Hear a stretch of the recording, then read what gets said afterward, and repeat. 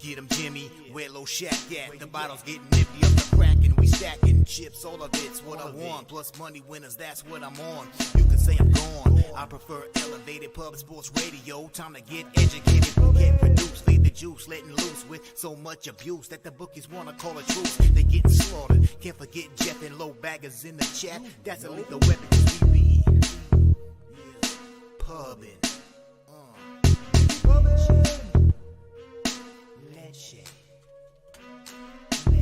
What up, cappers, gamblers, punters, hustlers, low baggers? Happy Thursday, April 13th to all of you. Thank you for watching Betting with the Bag right here on Pub Sports Radio. Had a winning day yesterday, but the Raptors debacle is just sitting with me, stinging me. 18 to 36 from the foul line. I hope I never see Gary Trent in a Raptors jersey again. If Van Fleet wants to go, probably for the best. Pascal Siakam, it's funny. Conley gets fouled with 0.1 seconds left. 3 foul shots to tie. And I'm like, oh, Conley's going to bang all 3 of these in. Spicy P goes up, 3 foul shots to tie. And I'm like, oh, I got to watch my language first 8 minutes, but we're in trouble. Hits 1 of 3. Of course he hits 1 of 3. I don't want to talk about Raptors anymore. Good riddance. God, I shouldn't have started with this because I'm going to get us a flag because of coarse language early in the show. So I won't talk about how I really feel about the Raptors, but let's never talk about them again. Yesterday, though, was a decent day. Unfortunately, in the Nationals-Angels game, the first 5 under 5 wasn't available anymore. It was 4.5, and I decided that I didn't want it. It was 2-2 after 5 innings that would have cashed. I just didn't want to get a worse line than everybody else, and that cost me. Yankees Tribe under 9.5 was an easy casher. St. Louis, Colorado first 5 over 7 was a loss. Nationals first 5 plus 130 was a push. Orioles first 5 minus half was a loss. Oakland, Baltimore, first 5 over 5 was a cash. Boston, Tampa Bay, first 5 over 4.5 was a cash. Blue Jays team total over 5 was a loss, and it cost me extra vig, unfortunately. Royals, first 5 plus a half was a cash, and I didn't need to. I was the first 3, and then I first 5. I was trying to figure out, and then there was plus 130 on the first 3, plus 145 on the first 5, but no, I take the first 5 plus a half of minus 110. 4 and 3 plus 0.32 units in MLB. Not pleased about that. NHL, the Stars were a gift. I'm telling you, NHL is the one sport, man, the one sport where you can just trust the gifts. You can just trust the situation. You don't have to expect the hijinks that that NBA provides and the NFL sort of provides. So that was just so easy. And then 1-1 in NBA unit-wise with the middle for the Bulls plus 6. But you guys know that I 2 units on that Lakers Raptors money line parlay. They were up by 19. Raptors were up by 19. Very disappointing. But 6-4 day, we just need to stack winning days. And I had a really bad day Tuesday, so I need to win on Thursday and win on Friday, and then we'll be in the black for the week. Shout out to all the cappers joining us. Viper NB in the house, 1-2 yesterday. Says hasn't locked anything in, but leaning Boston, Tampa Bay over 8 and New York Yankees first 5 so far. I came close to a couple bets, but I was kind of hesitant on all of them. I was like, you know what? We have a small card. We'll just talk it all out. Rich H in the house. Great to see you, Rich. Series Business. Jay Smooth. Jedi for Life. Not Flush Allen. AOD. Ryan Mueller. Mike M in the house. Great to see you, Mike. Joey Harb. Bo Jackson. Nasty Nate Slatsy says beautiful night with the Stars and Flames and Stars Flames parlay. Says this chat is spectacular. Locked a Devil Stars parlay and under in the Leafs Rangers game 6.5. I've made 7 bets on the NHL card, and I'm very confident. I'm about as confident in this card today as I've been all year. I really think there's some slam dunk spots here. There's Clint Starr, the diehard MMA podcast, his last big NHL slate of the year. It's sad. RVD 420. Bo Jackson says cashed on the Bulls and Blue Jays for a big night. There's a Toronto guy, Toronto capper, Toronto season ticket holder betting against his team and cashing. When that happens, you trust. We always talk about it. Peter Loshek always talks about that. Thank you, Billy Friedrich, my guy. Darren Turner says Bulls and Thunder cash. Yes, we should shout out the one and only Thur. 4-0 plus what 5 point. God, what did he do? 5.28 units, I want to say. But it's a huge day for Thur. Cashed them all, baby. Thunder first quarter money line. Thunder first quarter +2. Bulls +6. Bulls money line. Cash right here on the show. Great job, Thur. I love it. There's Jay Peasy in the house. His books were begging me to take the race today, so I did, says Jay Peasy. A team total and run line, Mount Castle for the Jack.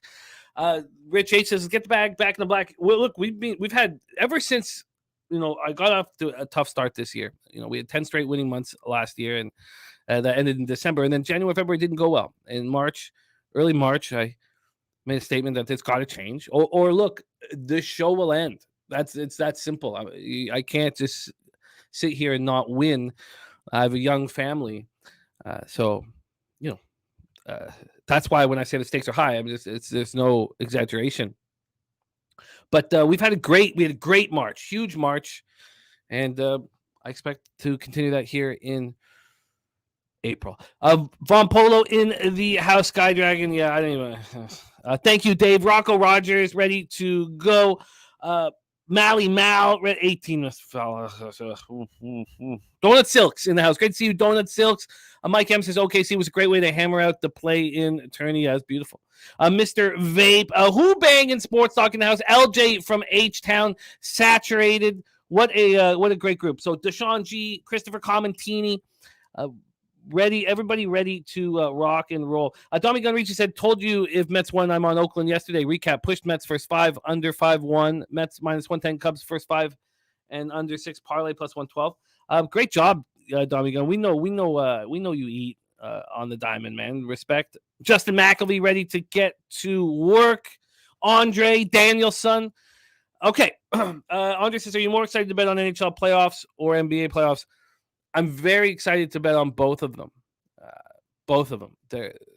We crushed last year. That was part of our huge winning run, especially in NHL. We destroyed. I love both. I love betting both very, very much, and I think that we will succeed. There's just really nice opportunities, when teams are against the wall and backs against the wall, when teams are at home, when teams are down 2-0. We'll talk all about all that. And Kong's Clip says, how about Levine 25+ in the win? I was thinking about you, Kong's Clips, watching Levine take over the game, watching by far the two best players on the court be Levine and DeRozan. It is what it is. Let's never talk about the Raptors again. Let's get to work. Now, this is a big show. I promised and guaranteed that I will end up in the black this year in the NHL. And I've got a lot of work still to do. But our guest, Mr. Gogster, is right there at the precipice of being in the black this year on our show. And that's not easy. He's given out, 247 picks here. And it's tough. He's an average line of +121. And he's sitting here down 0.68 units on the year.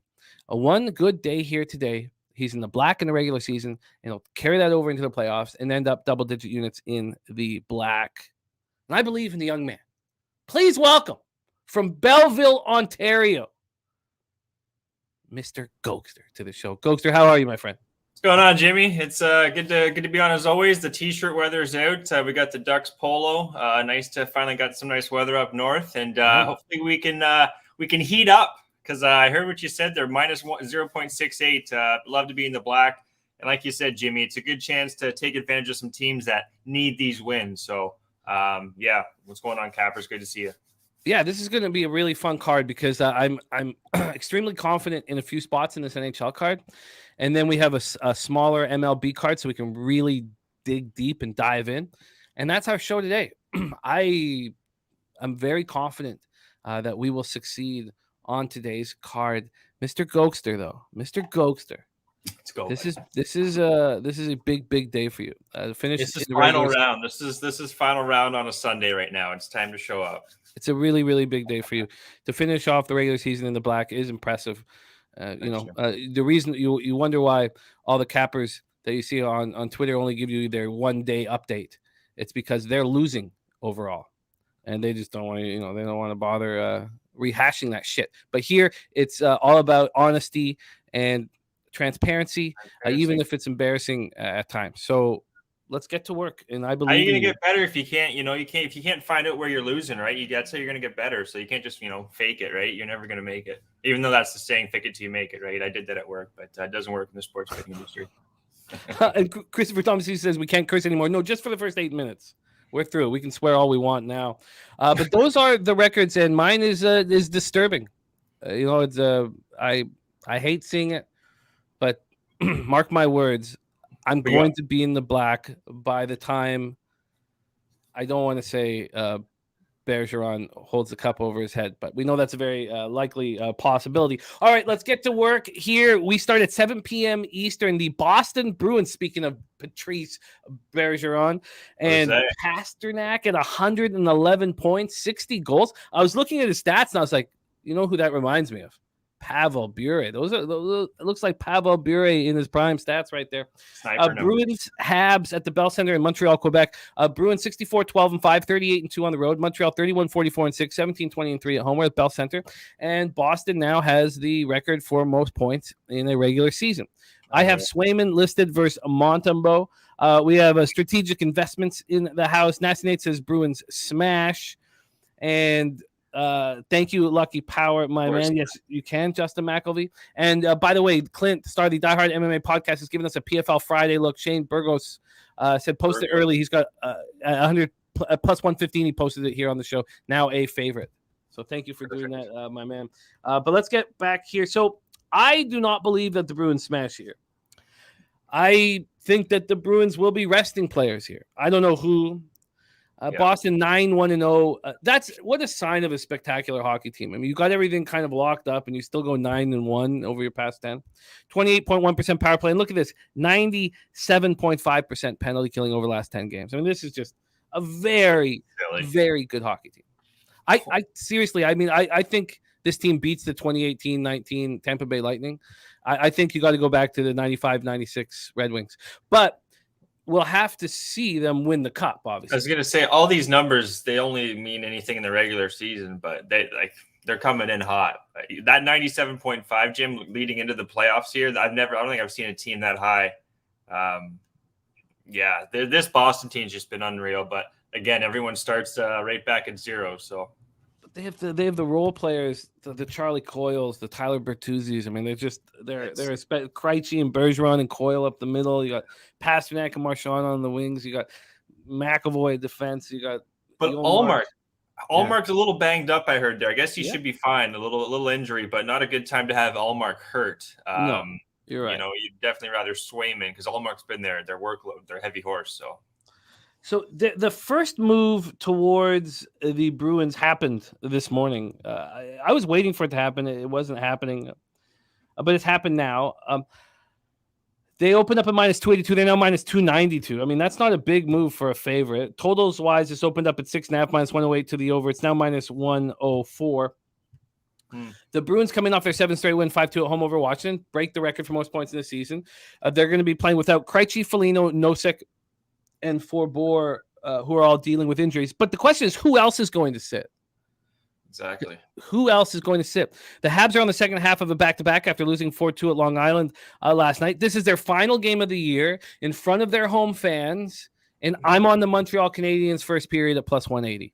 Gogster, take it away. I believe that Montreal will show a ton of effort and care and try, and I almost took them full game as well, but I did not. Floor is yours, my friend. Bruins Habs. Yeah, this is just remembering the AHL situation here, guys, because the Laval Rockets, Jim, the AHL team from Montreal, they're hanging on to a playoff spot with a lot of they're hanging on to a playoff spot. So they've actually called back Harvey Pinard. They've called back Primu. Oh, wow. Yolanen, another defenseman as well. So that's just one thing. Yeah, I knew this because as a Belleville fan, like we're hanging on by a thread here. And we need Laval to lose, unfortunately. But this is their last game of the AHL season for them, and they need this win. So there's a play for you guys if you want to look at Laval. I don't think they play Friday against Syracuse. But in this game, I would expect Boston to win. The first period, look, I don't mind, Jim, but I don't think Montreal care much at this point. They're looking at the golf clubs more than anything. I don't know. So. I don't think that's the case, man, because we just watched the Blackhawks who had to lose. They needed to lose, beat the Penguins 5-2. These players, they don't tank. It's the management that creates it. And the Habs are playing their final home game of the year, their final game of the year. I think that they put out maximum effort here. Maximum effort. Old phone going off there. But yeah, no, I actually, sorry, Jim. I thought he was in Boston for whatever reason. No.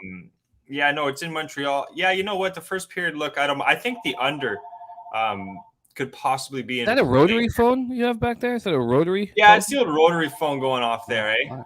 Okay. Yeah. Sorry about that, guys. Okay, it's rotary okay. phone. It's okay. You never know when it's going to go off. Eh? Oh, it keeps going. You got to love it. Called in here, Sean Farrell, Jonathan Drouin. So I would expect. All right, can that phone just buzz? Sorry, guys. This is the first time to close off the show. We got the old rotary phone going off, and it's open. Let's move on from this game, Jim. I'm not going to talk you off that first period play because, it's in Montreal, last game of the season. I would lean to more of an under. Last thing I would see is Boston, letting 4 goals from Montreal here, and I'll leave it at that. I would lean to an under here. It's not going to make my card, but again, I know they've sent some players back to the AHL. So I truly believe this is the perfect spot for. Now, look, this is not my favorite spot on the board or anything like that. There's spots, and this is not one of the slam dunks I was talking about either. This is just a spot where I believe that one team will not be playing at all with full effort, and the other team will be. And I'm going to try to take advantage of it with a plus 180 in the first period. This will be the last time Billy Friedrich wants to see it. This will be the last time we get to see it. So let's just play it once more. Love watching every Canadian team lose other than the Canucks. You don't need to worry about them. They'll lose on their own. But I love watching all these other Canadian teams fucking lose. La plus grande franchise dans la histoire du hockey. All right. I'm on the Habs first period of plus 180. I think it's the do. Like, it gives the end that do. Like, holy jeez, buddy. Like, oh my God, that was awful. Yeah, it's just terrible. But you got to play it. I love it. 7 p.m. Eastern next up. Now, this was the best spot on the board. I bet it last night. I tweeted it out. I sent DMs to a few people to make sure that they were on it. My man Slatsy in Vegas right now. I needed him to be on it. This is sorry, we have the wrong order here, Jose. Not sure why. This is Devils Caps. But we can skip. I can move over to the. Okay, there we go. Thank you. Devils Capitals is next up for us. This is the best bet on the board. Now, it was at the number I got it. We'll see what it is right now. And it might not be the best bet on the board. I almost take that back. Maybe the Avs become the best bet on the board. So, maybe I. But this was like just a had to bet as soon as the opportunity arose. Let's take a look at it. Devils Capitals. I got the Devils on the -1 line at -115. I was absolutely appalled, shocked at that price, and it's still there. It's still there. I mean, this is just nuts to me. In fact, this line opened up at Pinnacle -175. It got up to -186. There's been buyback on the Washington Capitals. This is nuts to me. Absolutely nuts to me. That is nuts. From a total perspective, this opened up 6.5 -116 to the over. It's now -109 to the over. Now, look, they could tell us that Ovechkin is going to play this game, final game of the year in front of home fans. I don't care. Yeah. I couldn't care. I would bring him out here.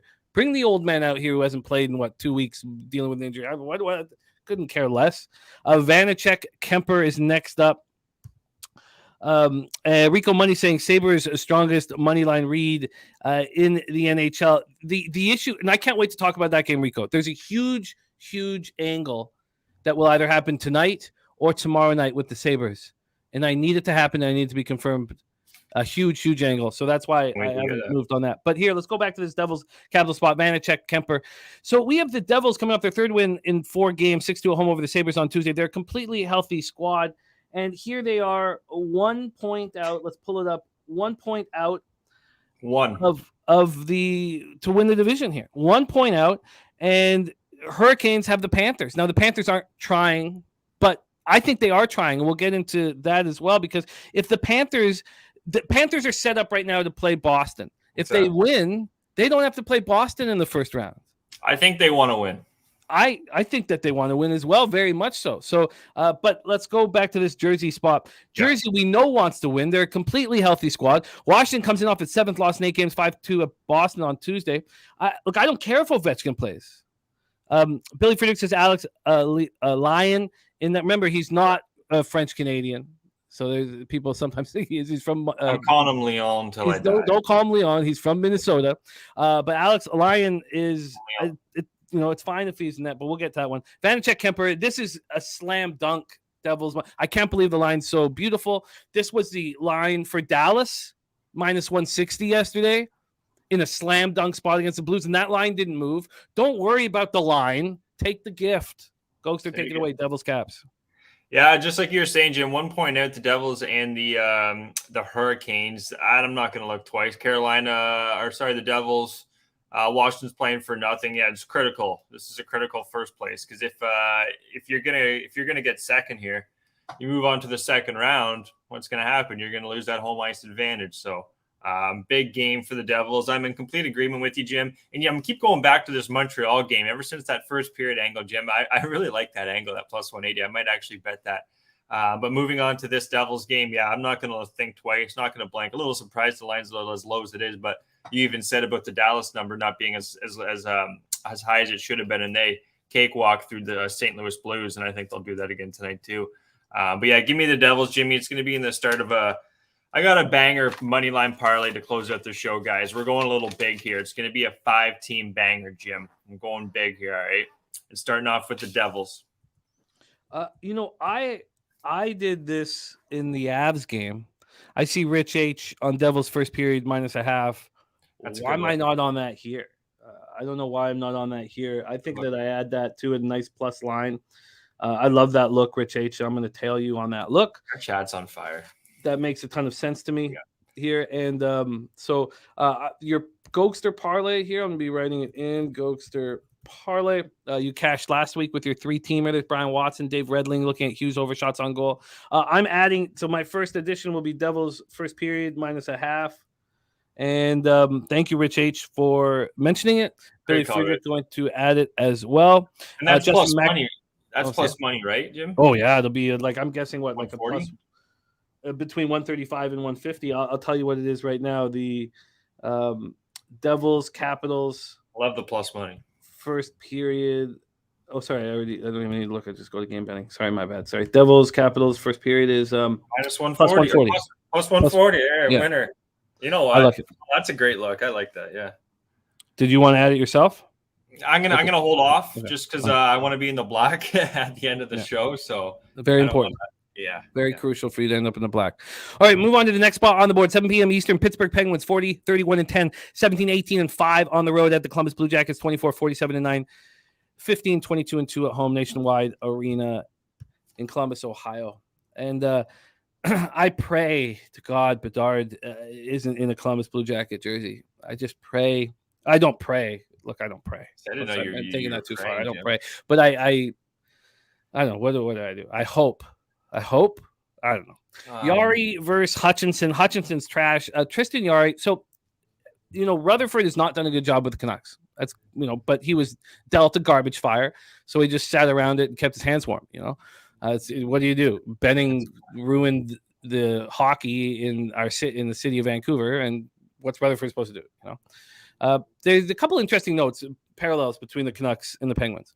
The Canucks, Trevor Linden wasn't able to start over and knew that Benning was making terrible decisions just to keep his job. So the greatest Canuck of all time left.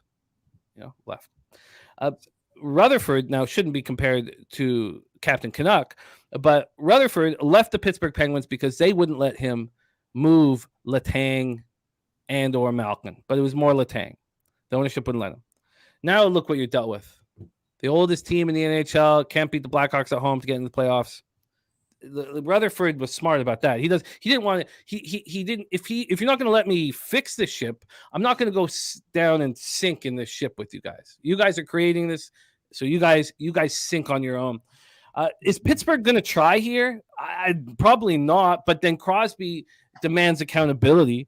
Pittsburgh had that 2-game winning streak snapped. They looked good coming in, and then 5-2 loss at home versus the lowly Blackhawks on Tuesday. Jackets lost their 4th straight game, 4-3 in overtime at the Flyers on Tuesday night. The Jackets have 57 points. They're currently in last, 1 point behind Anaheim and Chicago, and it's important for them to lose. Very important for them to lose. Spreadsheet play of the day is in Cincinnati -1 to +107. Thank you for sharing that. I don't know what to do with this spot, man. Me neither. I don't know what to do. I don't trust Columbus, but I think they might try. It's their, but they have 2 games left, right? They play tomorrow night as well against Buffalo. I think these guys are dead to right. They're just throw a put the axe in them. Columbus is. I'm looking at their line, Jim. They don't even have a 4th line set up here on the faceoff daily faceoff. Who's on their 4th line? They don't know. Called up Tyler Angle, Mikhail Pythia. He actually scored in Belleville on Wednesday, but they're just going desperado here. Hunter McEwen, Hiono Luto, like Jesus, these are not household names they got here in Columbus. And you got Pittsburgh after losing that game, Jim, against Chicago. That was just downright embarrassing. They needed that win to get into the playoffs, because if they would have won tonight and say the Islanders or Florida loses tonight, they could have gotten in. So I would expect more. I'm thinking about, I don't have Pittsburgh in my 5-team banger, but I would expect them to get it done here. Just looking at Columbus, guys, they, Johnny Gaudreau, Corrali, and then Marchenko, Ken Johnson, Roslovic, and Liam Foudy. That's pretty much their 2 lines, Jim, and that's not a good 2 lines. So I would expect Pittsburgh actually to crush them. More I'm thinking about this. Remo says Blackhawks not resigning Taves. Taves is going to retire, is what we believe. He's got the long COVID and the immune deficiency issues and all that stuff. So he's time. He's done. Too bad he's done. But I'm not sold on that. I'm not sold on. Look, I imagine that Crosby will demand accountability, but I don't want anything to do with this hockey game. But I think that due diligence needs to be done. I personally can't find the angle. But let's discuss the line movement very quickly here on it before we move on to the next spot on the board. Here we have Jackets opening up at +160 now, +182. So there's been a 22-cent move towards the Pens. Total wise, it's opened up at 6.5 -118. It's now -125 to the over. North Anderson, I could see Pitt packing it in. Look, I don't know. I think they're gonna just. I would go like, I don't know, Jim. I think after that loss, like what they're gonna finish the season losing to Chicago and Columbus. Come on. And now Columbus has nobody right now. They have literally nobody. So. But those nobodies are trying because they have jobs. Up for grabs. I know, but sorry, go ahead. If you want, no, I didn't mean. But if you want Pittsburgh, I wouldn't stand in the way of it. Market's moving towards them. Yeah, everyone in the chat, like I'm last show of the season. You know what, Jim? Give me Pittsburgh on the puck line. I'm adding that. I'm gonna add. I don't usually take puck lines, but I'm gonna take. I gotta do it. I gotta put my money where my mouth is here. So best number I'm seeing here, puck line, +118, I believe. +120, guys. I'm taking Pittsburgh Penguins on the puck line here. Just kind of finish the season up right. Like I said, losing to Chicago and Columbus with the accountability of all those veterans. Yeah, give me Pittsburgh. All right. Let's move on to 7 p.m. Eastern. I've already heard that Slatsy likes the under in this spot. Maple Leafs, New York Rangers. We've been told that Mitch Marner is going to play tonight. But I don't know who's going to be in for the Rangers. They can't move from their playoff position, and I expect them to sit players. But this is a game at Madison Square Garden. Ilya Samsonov, Igor Shesterkin are listed right now. Samsonov, 27, 10, 5, 2.33 goals against average, 919, 7%, 4 shots. What a raise he's going to get. Oh, what's up? We got Wall. We got Joseph Wall is going to be in tonight. Yeah. That makes sense that Joseph Wall would be in. And he's been pretty good. So great in the AHL, Jim. Oh, yeah. But I mean, here in the show, he's been, I shouldn't call it the show, but in the big leagues, or I shouldn't call it big leagues either, in the NHL, he's been pretty good. Clint saying that Wall is really good. And Mike M says, balls on the table, Gogster, like it. Jimmy taught us the one ball on the table to let the other one. We're going brass balls on the table here. Pittsburgh freaking Penguins. The Leafs coming off their third straight win, 4-3 at Tampa on Tuesday night. Rangers coming off their second loss, 3 games, 3-2 at home to Buffalo in a shootout. Rangers 30.8% power play, 87% penalty killing over the last 10 games, 6-1-3. They're playing great hockey, but I just do not expect everybody to be dressed. I don't think everyone's going to care. And if everybody doesn't care, I can't bet unders. Look, I get that it'll be kind of a carefree hockey to me means goals. Like, you have to be attentive to keep the puck out of your net. I don't find this very interesting, this spot. They're just two teams with nothing to play for and just want to leave healthy. And we have the Rangers opening up at -136. They're at -135 right now. This total opened up at 6.5, -107 to the over. It's now -106. Take it away, Gogster. Anything interest you here in Maple Leafs Rangers? Yeah, I'm going to stay off this one, Jim. Walsh, Shesterkin, both these teams are already locked in. You got to really see who's in. You got to wait to see the lineups, in my opinion, here, Jimmy. Rangers, Leafs. I'm going to stay off this game with the 15-game slate we have here to close out the season. I hope Toronto wins as a Leaf fan. Well, it doesn't mean much, but yeah, I got nothing on this game, Jim. Really nothing. Yeah, it doesn't interest me at all. Ron Crawford, spreadsheet play of the day is what we've called the slam dunk spot. He's on the Devils in regulation. It's a slam dunk spot. There's Nate Dogg 420, Guillermo Zertucci, Dave Redling, Cheshire Cat. We got a great group. Let's keep rolling. Cheshire Cat says if the Rangers are sitting guys, the younger fellas on the Rangers are dope. Yeah, absolutely. I mean, look, we've seen what Hedl can do with Kako and Lafreniere, and we saw what they did in the playoffs last year, and we're a big part of that run. All right, let's move on. Next up for us. Now, this is the angle that we all must be attentive. We have to be reticent of. We have to be prepared for. I know what game you're talking about. Ottawa Senators, 39-35-7, 15-21-4 at Buffalo Sabres, 40-33-7, 16-20-4 at home at KeyBank Center in Buffalo, New York. Either tonight or tomorrow night, Craig Anderson will play the last game of his career. Tonight, then, man. Tonight with his former team, too, in Ottawa, no? That's what I thought, but that shit has to be confirmed.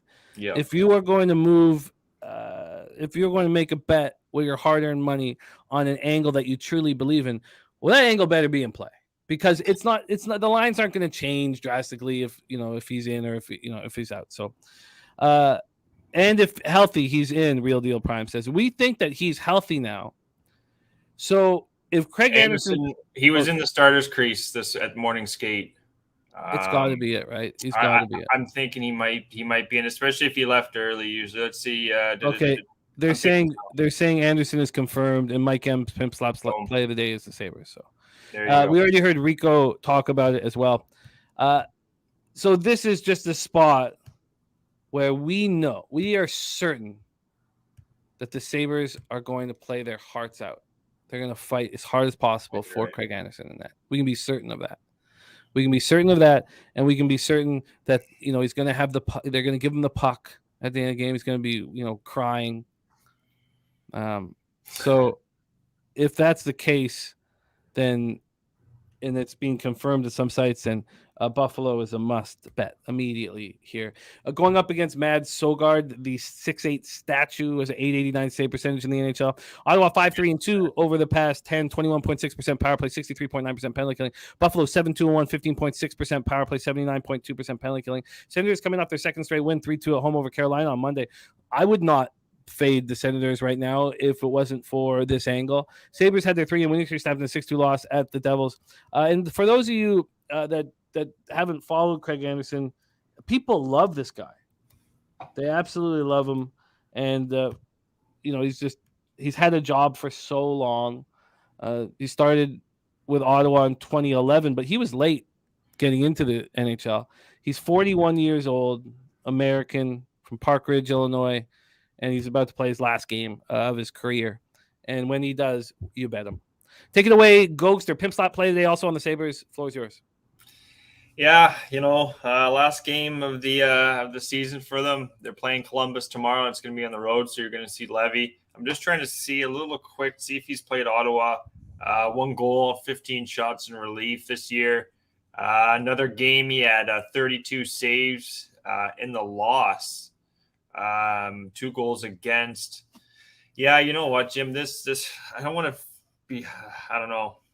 I do think Ottawa, they called up Igor Sokolov, Jim. They called up Sokolov. He did score his first goal. He's on the fourth line right now for this Ottawa Senator team. Patrick Brown, Kastelik. This is a tough game. I want to take Buffalo here with the story with Craig Anderson here. I really do. I think they got a better lineup. They've also Olofsson's back in the lineup against the Senators. He's on the third line with Peterka and Quinn. Looking at the lineups here, Buffalo's got 4 lines that are better than Ottawa. That's clear as day in my opinion. And we got Sogaard Net, who's still got some kinks to work out. So I do think it's Buffalo. What's the number on Buffalo, Jim? Oh yeah, let's go over to the line history. Kind of talking it out as we. The line history here in this one, we have the Sabres opening up -133. That's exactly where they are right now. And then total wise, this opened up at 7, juice to the under. It's now 7, juice to the over. Wow, yeah, the goals is you know what, Jim? Team total over on Buffalo 3.5. I'm going to hold off on it right now, guys. But that's where the Buffalo goals is what I would expect here. I'm going to hold off. I'll look at the line as the show goes on, Jimmy. But that's where I would look at. Because I'd look at Buffalo to score at least 3.5. I expect there to be some goals tonight. I will be on the Sabres -1. And if this total is climbing the way it is, I will look for a Senators team total under. But I would like to see this keep climbing before I move on it. So wait, keep climbing. Okay. All right, let's move on to the next spot on the board. Canadian Capper has 28.5 saves for Anderson. Real Deal Prime says full house in Buffalo. And Mike M also saying it's go-ahead night in Buffalo. And what was their record? They're 9-1 this season with the go-ahead jerseys. Jay Stone says, so ready for hockey, thinking about an 8:40 a.m. cocktail. All right, let's move on. That was a fun one. I'm a Craig Anderson fan, and yeah, I was excited about talking about that game if he was going to be in. Let's move on to another fascinating game. 7 p.m. Eastern, Carolina Hurricanes 51-21-9, 23-11-6 on the road at the Florida Panthers 42-31-8, 23-12-5 at home, Florida Live Arena in Sunrise, Florida. There are only 2 players in the league with 100-plus penalty minutes and 75-plus points, and they both have the last name of Tkachuk. I think that in that Senators Sabres game, that Tage Thompson is not the best player on the ice. Brady Tkachuk is the best player on the ice. Now, Tage Thompson may be the most skilled player on the ice, but maybe Dylan Cousins will have something to say about that in a couple of years. And maybe Dylan Cousins will have something to say about all of that. Who's the best player on the ice in a couple of years? But here, Matthew Tkachuk is being the second best player in the league. You could say Draisaitl is better, but Tkachuk, I think, is maybe the third or second best player in the league, and he single-handedly willed this team into the playoffs. Freddie Anderson is listed against Sergei Bobrovsky. I don't know if Bobrovsky will be in net. We'll get some. I had Leon. Oh, I you had have Leon. Lion? Yeah, I had Lion. Okay, so Lion will be in between the pipes. Carolina 4-5-1 over their past 10, 11.1% power play, 85.7% penalty killing. 2 nights ago, we cashed on them on the puck line very easily against the Red Wings, but that wasn't as much of a bet on the Hurricanes as it was a fade of the Detroit Red Wings. Florida 6-3-1 over their past 10, 26.5% power play, 83.3% penalty killing.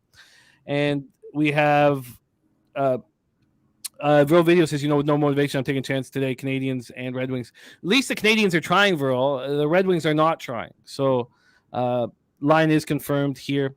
And both of those. Diedrich Mack, you guys can do MLB in the chat. We'll be doing MLB here at the end of this NHL program, but you're free to do whatever you prefer in the chat. Okay, so back to this spot here. Carolina enters the final game of the year 1 point up on the Devils with New Jersey holding the tiebreaker. So they snapped their 3-game losing streak with that win at home over Detroit. Panthers had their 6-game winning streak snapped in a 2-1 overtime loss to the Leafs on Monday, but it was enough to get them in the playoffs. If they win in we talked about already, if they win in regulation, they would play the winner of the Met instead of going to play the Bruins. So let's just take a look at the line history here for this one and hand it over to. I wonder if the under is the play. I wasn't sure what to do with this game, but seeing who just gave us the under in this one, Michael Johnson. I think Michael Johnson may have nailed it. Florida opening up at -108, they're now -111. Tells you how much they care about this game.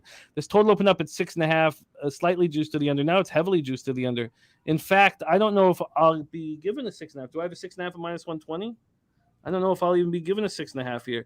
It's hard to imagine a Hurricanes game with a total of 6.5. It's minus 125 to the under now. I think he may have nailed this. Really?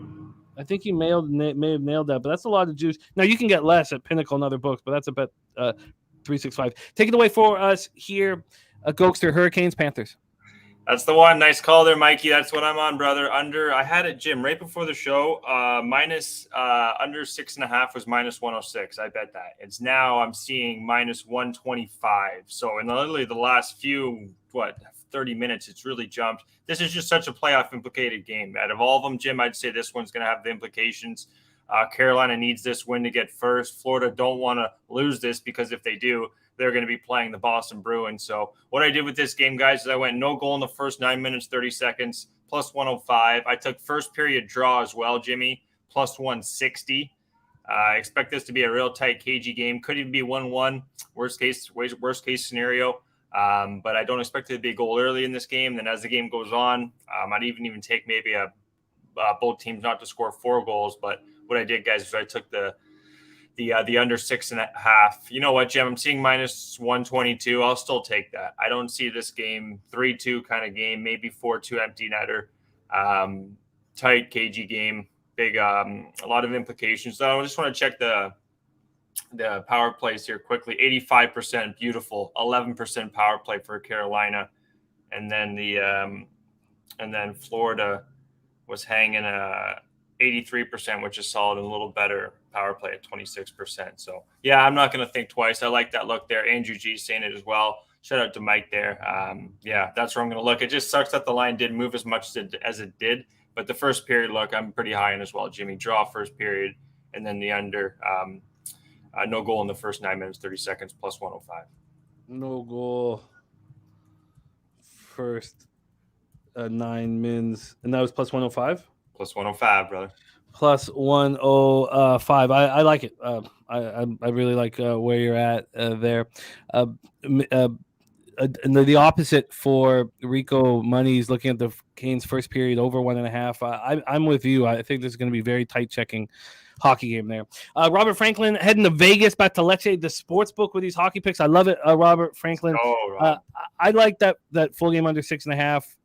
And I think that first period under one. I mean, I don't like going up against Rico, but I think those both make a lot of sense here in the one game that we know will have playoff intensity. Yes. So great work. Great work. But Nate Dogg and Rico on the other side thinking there will be goals.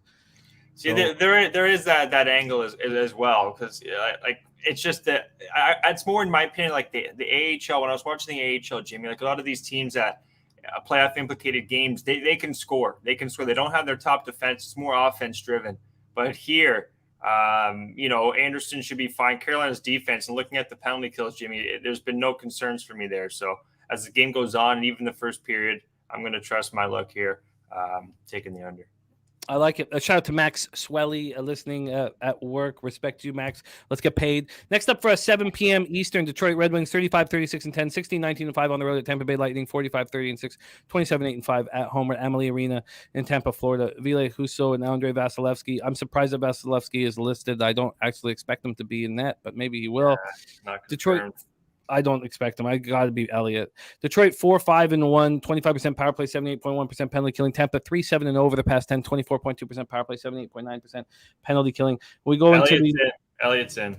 Makes sense. That's how I would handle things as well. Yeah. So there's been a move towards Detroit. Maybe that's all goalie driven. So they were minus 243 at 10:41 in the morning. Now they're minus 219. Anybody who liked Tampa Bay should have realized that situation, would have waited. I don't know who could like Tampa Bay with no reason to fight here. This total opened up at 6.5, minus 116 to the under. It's now minus 110 to the over, so it's moving towards the over. So, look, I can understand people believing that there's our guy Big Show picks in the house. Mike M says Tampa Bay 0-4 in first period after a loss. Detroit first period plus 285 strong look there. So there's a lot of people who would sit here and say, look, Detroit will try here while Tampa won't. But Detroit has not been trying. They coming off their 4 straight loss, 4-1 at Carolina on Tuesday. We were fading them. They've been outscored 15-3 over their past 3 games. And where's their captain? Because he's not on the ice with them. Yeah. He's dealing with a lower body injury. This is a time when you need to be on the ice with your hockey team. Now, maybe he does really have a lower body injury. I'm not, but God, dude, is this when your team's falling apart? The captain's got to be out there. Philip Zadina also dealing with a lower body injury. So now you're not trying, and your captain is I don't know what he's doing. So Lightning coming off their 4 straight loss, 4-3 home to the Leafs. I don't want anything to do with either of these teams. I don't want to be involved in this hockey game at all. Take it away for us here, Mr. Gogster. By the way, Braden Point goal prop for Canadian capper and Point shots over 2.5. There's a guy, Eldorado Custodian, in the house. Great to see you, my man. Respect. Take it away, though, here for us, Gogster, Red Wings Lightning. Yeah, so this is a game that let me try this again. A game with not much implications. Miguel Sergachev, Jim, he could be out of this game as well. He's got the old baby watch. Wife could be popping one out anytime soon, so he could possibly be out of this game as well. They're going to rest players for sure. Yeah, they're going to rest. I lean to the under. That's where I would look. I know Elliott, guys, he isn't the greatest of goaltenders, but this Detroit team just is not scoring. Their Grand Rapids team, too, in the AHL is just not getting it done as well. Husso should be a net, Jim, I believe, which is much. I like Husso a lot better than I do any of their backups, Hellberg or Nedel Djokovic. So I would lean to the under. It's not going to make my 5-team parlay. Not going to make my card here, guys. But they're going to be resting so many players. I would lean to the under. I think this could be more of a defensive, cagey game. Real Deal Prime saying Tampa Bay needs a strong finish for the playoffs. As somewhat like this game. I think this game is more just work on like just systems, right? Like just let's not. They're not going to allow Detroit, in my opinion, to score 4 or 5 goals or 3 or 4. And Detroit hasn't been scoring. I would lean to the under here, Jimmy. It's not going to make my card, like I said, but lean to the under. I think now that I'm sitting with this now, I love the Devils spot. Let's move on to the next game on the board. I love the Devils spot, but now that I've been sitting here with this card for 18 hours or so, Colorado is the best spot on this board, man. Yeah. I'm on the Avalanche first period -0.5 at +150. I'm on the Avalanche full game -1.5 at +135. We're in Ball Arena in Denver, Colorado. The Jets have got in the playoffs. Nothing can move. Nothing can change. They have no reason to dress anybody that's dealing with any kind of injury whatsoever, and they have no reason to play with high intensity. Now, they have Hellebuck listed. I wouldn't start Hellebuck. So no, it's Rittich. Red Light Rittich is going to be a net. Of course, I wouldn't start Hellebuck. Georgiev is in the other nets. He's been excellent. Viral Video says Keller 1 point away from tying the single season. It's a point record for a season. Jesus, really? God, what a sad sack franchise you have there. Holy shit! Is he even at a point a game? What does Keller have? What a fucking dump of a franchise Keller's going to tie. Haven't anyone got his points? What's he got? 80? All right, here we go. His points he's got this year, he's got 85. Jesus, what a disgrace to the sport. All right, Winnipeg 7-3-0, 13.9% power play, 76.7% penalty killing. Colorado 8-1-1, 24.2% power play, 80.8% penalty killing. Take a look at the line history here, and you sit with this for a while, and you're like, "There's no better spot on the board than this one." Here now, what Riddick? The scary thing would be Riddick. Could Riddick step up in a big one? That's the only thing. Could Riddick stand on his head and make 50 saves? No, but that'd be the only angle where you're like, how? Because you want to think, how could I possibly lose this bet if you're so sure of something? Avalanche opened up -160. They're now -206, a 46-cent move towards them. Total wise, it's open at 6 -115 to the over. That's where it stands right now. Winnipeg comes in off its third straight win, 3-1 at Minnesota on Tuesday. We were all over them first period and full game on Tuesday. They're going to be playing Vegas or Edmonton in the first round. It's locked. The Avs had their 5-game winning streak snapped into an overtime loss at home to the Orioles on Tuesday. They can still win the Central if they win out. They're 1 point back of the Stars with a game in hand. They're still without Cale Makar and Josh Manson defensively, and then Darren Helm and Arturi Lehkonen. Of course, their captain Gabe Landeskog, who hasn't played all year. But it's imperative. It's so important for Colorado to win this division. This is smash spot here. Take it away for us here, Jets Avalanche, Gogster. Yeah, I don't know what else to say. You pretty much said right there, Jim. Colorado, this game here, they lost to Edmonton. Though they control their own destiny, Winnipeg, meaningless game after they've clinched. They're going to play either Vegas or Edmonton. Winnipeg depending if Vegas can win this. Depending if Vegas can win their last game here against Seattle. But yeah, looking at this game, sorry, I got so many numbers here, guys. Shout out to everyone in the chat there. Arthur Mead, their junior, appreciate the $5 dono, my guy. But yeah, Colorado, Jim, this is just such a big game here. They're going to be playing a back-to-back as well, and they do have Georgiev. 99% sure he is confirmed. Yeah, he's expected. And then they got Francouz against Nashville tomorrow. They have to win here with Dallas right on their tail too. Dallas has St. Louis tonight. So yeah, I'm not going to think twice here, Jimmy. And I would expect the Jets to rest a lot of players here because now that they're finally there. So Riddick's going to have a tough task in front of him here. Give me Colorado. It's going to be in the 5-team banger to close out the season here. We got the Devils so far and Colorado. All right, Devils and Colorado. I've got that listed. I'm looking forward to get paid on that hockey game. Let's move on to the next spot on the board. And these teams just played last night. I told you guys, it's Blues Stars. I told you it doesn't matter that the Blues won their last 2 games at home. It doesn't matter that the line's not moving. It doesn't matter that there's supposed sharp money on the Blues. It doesn't fucking matter. This is hockey. This is hockey and not basketball.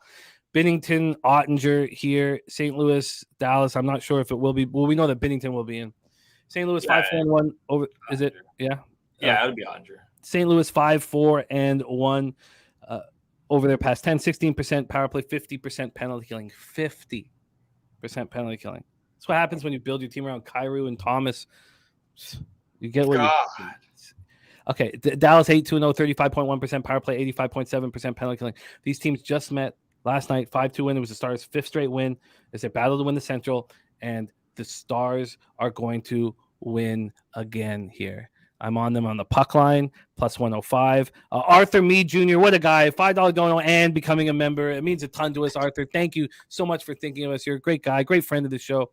The Stars won last night. The Stars are going to win again tonight. I'm on the plus 105 on the puck line, and the Blues want to end their year and go somewhere else. The Stars are playing their best hockey of the year. Take it away my man Rico Money is also on the Stars as well. Take it away for us here, Gogster, Blues, Stars. Yeah, not too much more to add, Jimmy. It's their chance to lock up the first. If they can get a little slip up from Colorado, so they're just going to keep the pedal on the metal. They didn't have Ottinger, it was Wedgwood too, who went last night. So with Ottinger and Ned here tonight, I would expect Dallas to just kind of team total under on St. Louis as well. Ottinger's going to just this is their last game to get into form before the playoffs. So look for Dallas to keep it the momentum going, Jimmy. This is going to be the 3rd team in my 5-team banger. I'm adding Dallas as well. Would also lean to a St. Louis team total under Binnington and Nets. Yeah, let's not think twice. This is same with the Colorado in the Devils game. I really do believe Dallas is going to get this one done because if they do lose, Jimmy, they're going to be playing. Let's just see here. Who was it? If Dallas loses, they're going to have to play Minnesota in the first round. Yeah, they're going to have to play Minnesota in the first round, or they could play the Jets. And I think they'd rather play the Jets right now. So that's hard to say because Jets are playing really good hockey too. But yeah, give me Dallas here. It's the big thing with me there, Jimmy, is Ottinger's going in net. The last thing I see Ottinger doing is going to lose their final game where if they win, they could not lock up the first seed, but have a chance to have the first seed in the West. So or in the Central. So give me Dallas. You got it. It's part of your parlay, and we talked about that as well yesterday. Wedgwood's in it. Who cares? My stepdad could be in between the pipes. He still got his pads, and they would have won that game last night. That 50% penalty kill is that you should be fired for that almost. Like Berube, I don't know. Like I know their team's bad, but like St. Louis is definitely on the downward. Craig Berube would punch you in the face if you brought that up to him. That's what he'd do. He'd smack you right in the mouth. Well, all right, let's move on to the next spot. Keep going there, buds. Like get mad at them. Start swinging sticks at these kids. Not on tape. It's the management that put this forward group together. Let's move on to the next spot on the board. Minnesota Wild, Nashville Predators. We are going to baseball here. We have a few games left, but there's so much money to be made on tonight's card. in NHL. And this is another spot. Minnesota Wild are stuck in their spot. They're the 3rd seed in the Central, and they just want to be healthy heading into the playoffs. Yeah. Wild, Nashville Predators. The Predators got Johansson and Duchesne out of the room and started playing their best hockey. We're Bridgestone Arena. Philip Gustafson's listed. He's been excellent this year. UC Saros has been really good. Nashville 5-5 over their past 10, but I've been really impressed with the young players on this hockey team. The Preds coming off their 3rd win in 4 games, 3-2 in a shootout over the Flames on Monday, while the Flames had to win to move on, and yet they do nothing. Flames are so I believe in this Predators team will be trying. They have a first game of a back-to-back, but I really believe they're going to be trying tonight, and I want them here. And I don't just want them on the money line. I took them on the -1 line. I would like to get paid for believing in Nashville here today. They opened up -106, they're now -113. From a total perspective, this opened up at 5.5, -107 to the over. That's where it is right now. I'm on Nashville -1. Take it away, my friend. I don't know. I don't have anything on this game, Jim. I'm not going to talk you off your Nashville play. 2 really good goalies. The number's pretty low at 5.5 right now. Other than that, both these teams they already know their destiny. I would just go with your cap here, to be honest, Jim. I really don't have much on this. The goaltending situation, you have 2 solid goaltenders going in this game. Injury wise, was there any significant injuries, Jim? Sorry, I was a little distracted. Yeah, Hartman, Steele for Minnesota. Oh, they're going to be resting players. Yeah, Wild will be resting players tonight. What happened with Hartman? Do you know why he was suspended? Oh, it was on Ehlers, I guess. I don't know why. No, I did not look into it. So I guess he's suspended there, Hartman. There, I guess something happened. If anyone in the chat was watching that game, 1 game suspension. Okay, so he's just interference on Ehlers, just 1 game. But yeah, I got nothing. I would lean to the under, to be honest, Jim. This just feels like an under game, but definitely not going to make my card. I love this spot. This is one of my favorite spots on the board tonight. Nashville Predators. Noli, this is a signed Ferguson Jenkins ball, and it just looks black, I guess, because it's on black. It's a regular baseball with red seams. Fergie Jenkins are the greatest Canadian. Okay, let's move on there. Next up, 8:30 p.m. Eastern, Philadelphia Flyers 38-13, 12-28 on the road to Chicago Blackhawks, 26-49, 6-14, 23-3 at home, United Center, Chicago, Illinois. I'm screwed here. I've got the under 73.5 points for the Flyers this year. They're at 73, and now they play the Blackhawks after that unbelievably big win.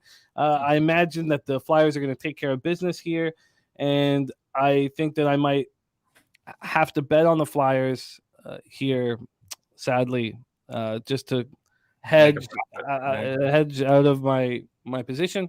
They open up at -104. They're now -113. Total wise, this opened up at 6, juice to the over. There's been a 7-cent move to the under. And I don't. Noli knows doesn't care about Ferguson Jenkins. Okay. All right. Okay. Sorry. Ferguson who, he says. Sorry. Ferguson who? Jesus. No respect for Canadian pitchers, I guess. The greatest Canadian of all time. Yeah, Noli has no respect. As a baseball man, I thought he would, but he has no respect. Carter Hart, Alex Stalock, 22, 23, and 10 is Hart, 2.94 goals against average, 907 save percentage. Stalock has done well here. Should I be talking about Johnny Brito? We got to get to baseball very soon here. I think I'm screwed here. The Blackhawks shocked us all by defeating the Penguins 5-2 in Pittsburgh on Tuesday. Can they do it twice in a row? They're now 1 point up on Anaheim and are tied with the Jackets. We have this bullshit thing where if you're last in the regular season, you have a 25% chance at first overall. If you're second, you have a 13%. And if you're last, you're guaranteed to have a top 3 pick. It's a lot. It should be. The NBA does it much better with the top 3 teams having the same chance of number 1 overall. I think I should probably hedge and take the Flyers here. Take it away for us, Gogster. Yeah, this is Chicago coming off that big win. They're 2 teams that they don't have much life. Yeah, Philadelphia's they should win this 10% power play last 10 games. Chicago, on the other hand, is hanging at 14%. I don't want anything to do with this game. I don't blame you, though, for taking Philadelphia just based on the fact you get that team total under on them, and they're playing Chicago here. Lean to the under with Hart and Stalock. They shouldn't have a tough time compared to the offense they faced in the regular season here, Jim. Hart and Stalock are going to have a much easier time here. I would lean to the under. Seems like that's like my default. If I have no action on that, I kind of lean to the under. But Canadian Capper has a nice note saying this is Taves' last game with Chicago. You know, that's a really important note. I don't know why it wasn't on my radar, but you're right. And bases in the lineup, eh?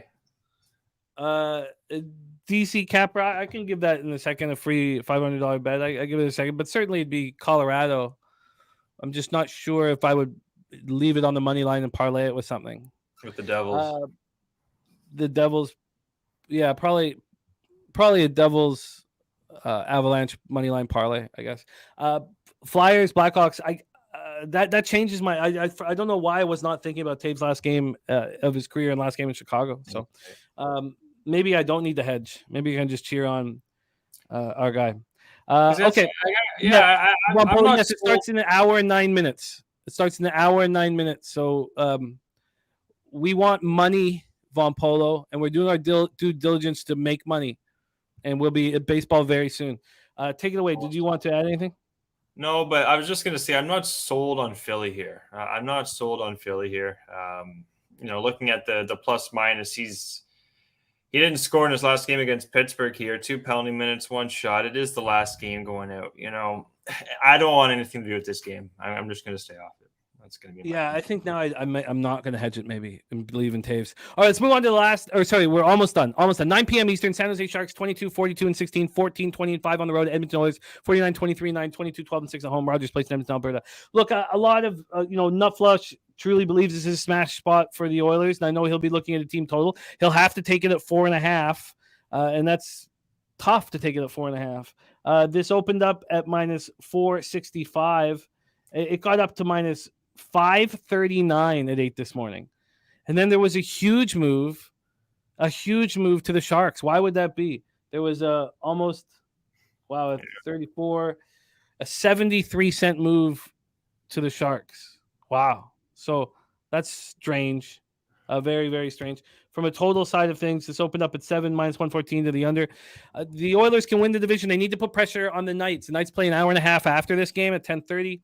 And I obviously need the Oilers to win the division. It would help me out a lot. The Sharks are on the second half of back-to-back after suffering their 5th straight loss, 3-1 at Calgary last night. The Oilers need to win to keep pressure on the Knights. But at this price, what do you do? I do nothing. Take it away, Gogster. Yeah, this could kind of be silly, but just to kind of boost my parlay here, Jim, I'm going to take Edmonton on the money line. It's just going to boost the parlay, right? Like it's New Jersey, Colorado, Dallas, and now Edmonton, guys. I got one more to close off this parlay, but it's just the implications here because there is a chance Vegas can lose to Seattle here. It's because Seattle, they won 5 in a row, and if they win versus Vegas and LA Kings lose, then I believe Seattle I have here can clinch the 3rd seed. So there is one thing there. If they can, so Seattle wins, they have, so LA has to win or at least get it past regulation, right? Because Seattle holds the tiebreaker. Exactly. Yeah. So that game against Seattle, Vegas, it's not going to be easy for Vegas. That's going to be a battle of a hockey game. So Edmonton here, I expect them to get this done, Jim. I'm not going to look twice. I would even look at goal props here. I was trying to get some goal props to bring up for you guys, but I just didn't have a chance to. I would look at the players that have been scoring for this team, guys, at home. It hasn't been surprisingly Hyman. It's been the Nuge, right? It's been the Nuge. 13 games at home. He's got 20 points, 13 games for both McDavid and our guy Draisaitl, 25 and 27. So look at any one of them to score a goal. Over 1.5, even for Draisaitl. I expect him to have a good game here. But yeah, goals, take some goal props, shot props here because I do expect Edmonton to just, like you said, they're going to get this win and sit back and watch that hockey game in Vegas tonight. Let's keep rolling. We got to get through these last few games here. JJ, Vegas was not the underdog versus the Kraken 2 nights ago at home. They opened up at minus 148 and they closed at minus 143. That was 2 nights ago, so they were not the underdog. But we'll get into that spot here in a second. Let's keep rolling here. Next up for us, LA Kings 46, 25, and 10, 20-14, 6 on the road to Anaheim Ducks 23, 46, and 12, 12, 24, and 4 at home. Korpisalo versus Gibson. It's now become important for LA to win this game. They snapped their 3-game losing streak with a 3-0 win at home over Vancouver on Monday. And here, if the Kings lose and the Kraken win, the Kraken would move into the first wildcard spot. So my thought was obviously, well, the Kings are going to be trying. But they've been playing bad, but now they're going to be trying. They opened up at minus 220. They're now minus 223. I wonder, is this, and then total, is this a slam dunk spot that I was that I probably should have added. What do you think? Take it away, Gogster.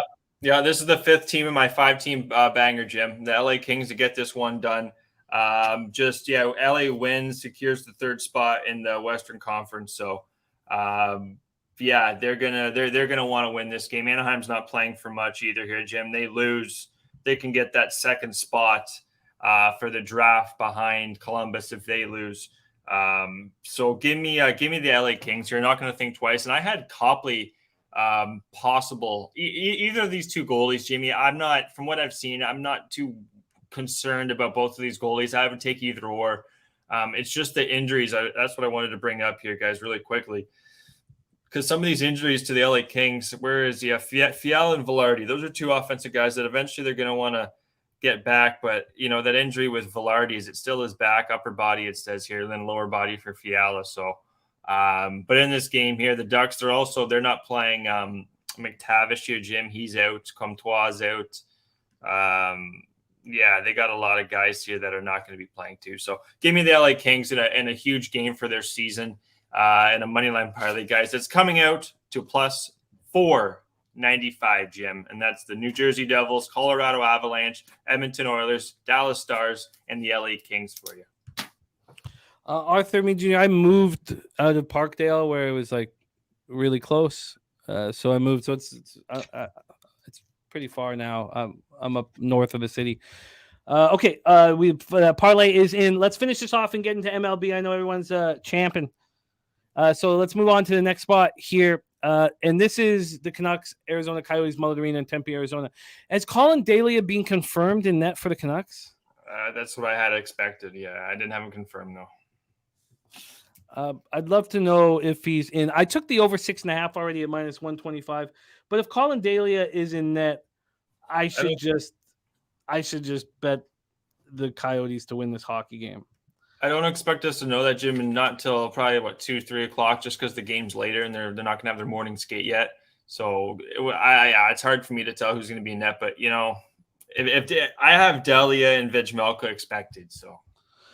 I'm already on the over 6.5, but if it's Dahlia, I have to fade him. Canucks coming off their 3rd win in 4 games, 3-2 at Anaheim on Tuesday. Coyotes coming off their 10th loss in 11 games, 4-1 at home to the Kraken on Monday. This is, the end of the season for the Coyotes, and I expect them to try hard in front of their fans. So I'm already on the over, but if Dahlia is in, I will bet the Coyotes to win this final game of the year for them. Take it away, Gogster. Yeah, that's very interesting look, because Dahlia and both of these goalies are actually California goalies, surprisingly, both Demko and Dahlia. So I wouldn't call it a home game for either one of them, but I would expect Dahlia to go here, Jim. I'm not going to think twice. I'm going to play both of these. First period, both teams just score plus 150 here. Vejmelka, Dahlia. Looking at the penalty kill for the Arizona Coyotes, 64%. The injuries too. There's no key injuries, I believe here. We're talking about the points too. Shout out to Clint.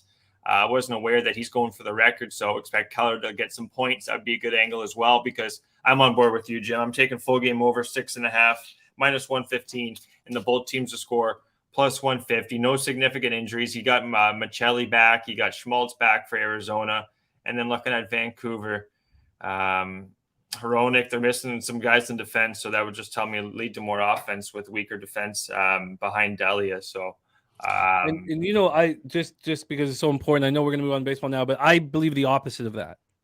I believe with a weaker defense that there's less pinching, there's less. You stay at home, So I believe when a team's missing defenseman, it doesn't lead to a higher scoring game. I think it leads to a lower scoring game because you're not getting the outlet passes, you're not getting the breakout passes. You have to put 4 forwards on the power play. Just everything kind of gets changed. But we'll talk about all that stuff, as we move forward through the years, capping hockey. I like your look here, though. First period, both teams score plus 150 in the over 6.5. I'm on the over 6.5 with you, and I will add the Coyotes. Let's talk. Do you want to add anything to the game before we move on to the final one? No, I'm just going to leave it at that. Okay. Let's move on to the final spot on the board, 10:30 p.m. Eastern. Vegas Golden Knights 50-22-9, 25-7-8 on the road at Seattle Kraken, 46-27-8, 20-16-4 at home. Climate Pledge Arena in Seattle, Washington. Brossoit has been so good So good. 6-0-3, 2.29 goals against average, 923 save percentage. Grubauer, 17-13-4, 2.87 goals against average, 895 save percentage. He's even been a little bit better. The Knights coming off their second win in 3 games, 4-1 at home over the Kraken on Tuesday. Lost snap the Kraken's 5-game winning streak. There are so many playoff implications here in this game. So many, and it's a huge, huge deal to me. It's not a spot where I don't want to. Maybe I should just bet Vegas and cover my ass, but God, maybe I should. I don't know. If Seattle can win, the thing is that Seattle needs to win in regulation. They open up at plus 107. They're now plus 108. This total opens up at 6 minus 112. It's now minus 116. I haven't decided exactly what I'm going to do. I think I'll have a better idea as I sit with this for a little while. But if the Kraken could win tonight in regulation and the Oilers beat the Sharks, I would just be in absolute heaven. Take it away, Gogster. Knights, Kraken. So they have to win in regulation, Seattle? Yes, because if the Golden Knights get 1 point, they win the division. Okay. But if Seattle wins in overtime, they still and LA loses. If Seattle wins in overtime, then they don't get. Oh, if LA loses, you're right. If LA loses, yeah. Yeah. Okay. No, but I hear what you're saying. But yeah. If LA or if Vegas get that 1 point, then Edmonton has no chance. Yeah. So Brossoit, Grubauer in this game, I'm still not a big fan of Grubauer, Jimmy. But looking at this penalty kill, it looks like Seattle's they've been playing a lot better hockey, defensive hockey, 89% penalty kill. Looking at Vegas here real quick, 60%. That's what I wanted to talk about. It's just the power play percentage or the penalty kill for the goaltender, both Brossoit and Quick, Jim. They're at 61% for Quick. So when the teams go on the power play, Quick, he's having a rough time, 61%, and that's only in 10 games, Jim. And then looking at Brossoit in his last 7 games, he's got an 83% save percentage on the power play, on the penalty kill when the opponent's got the power play. So I want to take goals. I really do. This is one. I know the other game with Carolina, Florida, we're thinking under high. It's going to be an impact game for both teams. But in this game, I've been watching Seattle all year. You know, they are at home. I do like the Obras a little better on the road. I'm almost kind of getting cold feet here, Jim. I did already play the full game over 6 here, guys, minus 115. But I'm not. I'm going to hold off on it. I'm going to hold off on it. Remember this, you guys. If you're up tonight late, if this game is 2-2 or 1-1 going to the third period, remember the situation. So if the Kings win, then Seattle can't. Seattle's done. If the Ducks can possibly beat the Kings and this is tied, Vegas can do whatever they can to get this to overtime, and so are the Kraken. So, but that's, I mean, obviously the Kings look like they're probably going to smash, but they won't know, right? The Kings game starts 30 minutes before, so I guess they'll be scoreboard watching, but the coach will try to get them not to. So there's a lot of implications. But if it's 2-2, Vegas can do whatever they can to get to overtime, and they're going to park the bus. Okay, I'm gonna take one play here. I'm gonna take one play. I'm gonna take both teams to score in the first period here and just leave it at that. Gogster, first period, both teams to score. And what's the number? It's going to be at plus 165. Plus 165. All right, I think there's so much money to make on this card. I don't think I'd be more excited about a card all year. I think there's a ton of money to be made. The only bet that I'm not like really confident on is my first bet, Canadiens first period, but it's a plus 180. I mean, you know, that's why it is. NHL spreadsheet play today from Ron Crawford is New Jersey in regulation. I'm on the Devils -1, and my first addition is the Devils first period -0.5. The Devils starts Gogster's 5-team parlay at plus 495. Devils, Avalanche, Stars, Oilers, Kings. Then Gogster added the Penguins -1.5. At plus 120. Leafs, Rangers, we stayed off. Craig Anderson, if he's in net, the Sabres are going to try very hard. And I'm going to take both the Sabres and the Senators team total under if he's announced in. Then I'm on the under. Carolina, Florida. I wasn't on this. Gogster's on the under 6.5. First period draw, no goal first 9 minutes. It's a great breakdown by Gogster, and I'm going to join them on unders. Yeah, people in the chat talking about it as well. But great work, you guys. I want to join you guys on this. I want the under 6.5, and I want the first period under 1.5 additions. Red Wings, Tampa, we are off. Avalanche, I think, is the best spot on the board. First period -0.5 at +150. Full game -1.5 at +135. Stars -1.5 at +105. Predators this is all my action. Predators -1 at +149. Flyers, Blackhawks, we've stayed off. Sharks, Oilers, we've stayed off, except it's part of your parlay piece. I've added the Kings on the puck line at +100. They need to win this game to ensure that they're not the crossover. The crossover would not be good. You probably play Colorado. You have to go to Colorado the first round. Nobody wants that, so they're going to try. Gogster's got first period, both teams to score over 6.5 in Canucks Coyotes. I have the over 6.5. Gogster's got first period, both teams to score in Vegas. Seattle Kraken at +165. And this is a huge night for you, Gogster. I really want you to end the regular season in the black. You're almost at 400 picks. Your average line is a +121. And to finish on the black would be impressive. I really will be cheering for you heavy, and I'll be keeping a very close eye on your action. And then we have playoffs next Thursday night. Next Thursday, when you're with us, we'll have playoff action to break down. Gogster, my man. Also, I want heated. It's going to get heated. It's going to get heated for that playoff talk. I can't wait. I want you to know that when you come in on Thursday, that you're also please give picks for Friday's action as well. Okay. We might not do full breakdowns on those games, but you can always add those in to your action. Gogster, great work. We got to get into Major League Baseball right now. Mike Wilkerson says, run that parlay again. Sure. The parlay for Mr. Gogster is the Devils, the Avalanche, the Stars, the Oilers, and the Kings at +495. Gogster, great work, my man. Slatsy, I love it. Enjoy being in Vegas, my man. Enjoy being down there. Please, Mr. Gogster, any last words for the Cappers supporting the show? Hopefully this isn't bad karma. Just realizing I'm wearing a Ducks shirt, so I might have to burn this before the end of the night because they're playing the Kings. But I know you don't believe in that shit. But anyways, Jim, it's a treat as always, buddy, having you on. It's been a great season as always, Captain Hockey with everyone in the chat. Fingers crossed. I got a real good vibe for tonight's card, guys. Especially this 5-team banger, the unders in Carolina, the over with Jimmy in Vancouver, Arizona, and then both teams to score Vegas and Seattle. Everyone in the chat, enjoy the rest of the show. Get that cash. Jimmy, see you next Thursday. Respect. There he is, Mr. Gogster in the house. We move on to Major League Baseball and a debacle on Tuesday, 1-6 debacle, down 5.7 units, really messed with my record this year. I was a little hesitant when the line moved away or got the 5 and that Angels Nats first 5 under 5 went to 4.5, and I didn't want to chase it and I didn't move on it, and that would have given me a nice winning day. Adding the Blue Jays team total over 5 was just too juiced and a mistake. But there was a 4 and 3 day plus 0.32 units. We just need to stack winning days. And I believe in what we're doing here on the show. And I really believe in the chat. The chat's so strong. And then I really believe in our other baseball shows and Sharpies, Balking Dead at 3:10 p.m. and Say Hey Plays at 5 p.m. Every Thursday we have the host of Say Hey Plays because it's a small schedule and often afternoon ball. So he'll be joining me every Thursday this year. Please welcome star of Say Hey Plays of the day, Jose Bouquett, to the show. Jose, how are you, my friend? Jimmy, I'm doing well. It's nice to see you.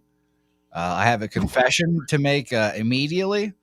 I might have stolen some Jameson from the bar just now. I might have done some of that, and then I might have put it in the beverage. So, wow, I'm proud of you. You've come a long way. Thank you. Yeah, my siblings are coming into town today, so it's one of those things where we got to drink. Oh, you've come a long way, and I'm very proud of you. Let's get to work. We have a small card that we can deep dive into, and I've not moved on any spots, although there's a few that I find very appealing, but it just wasn't simple. So I thought, obviously there's a couple huge market moves, but I felt like I wanted to talk everything out. So let's get to work here. We start at 1:05 p.m. Eastern. The Oakland Athletics 3-9, 1-5 on the road at the Baltimore Orioles 6-6, 3-3 at home. We're at Camden Yards in Baltimore, Maryland. Let's get to the weather report here first, and then we will break down the line history and the cash and a few stats that we will add in as well. It's absolutely gorgeous in Charm City, man. 84 Fahrenheit, 6.6 miles per hour out to right field, gets up to 9 miles per hour out to right field. Absolutely perfect weather, perfect offensive weather as well.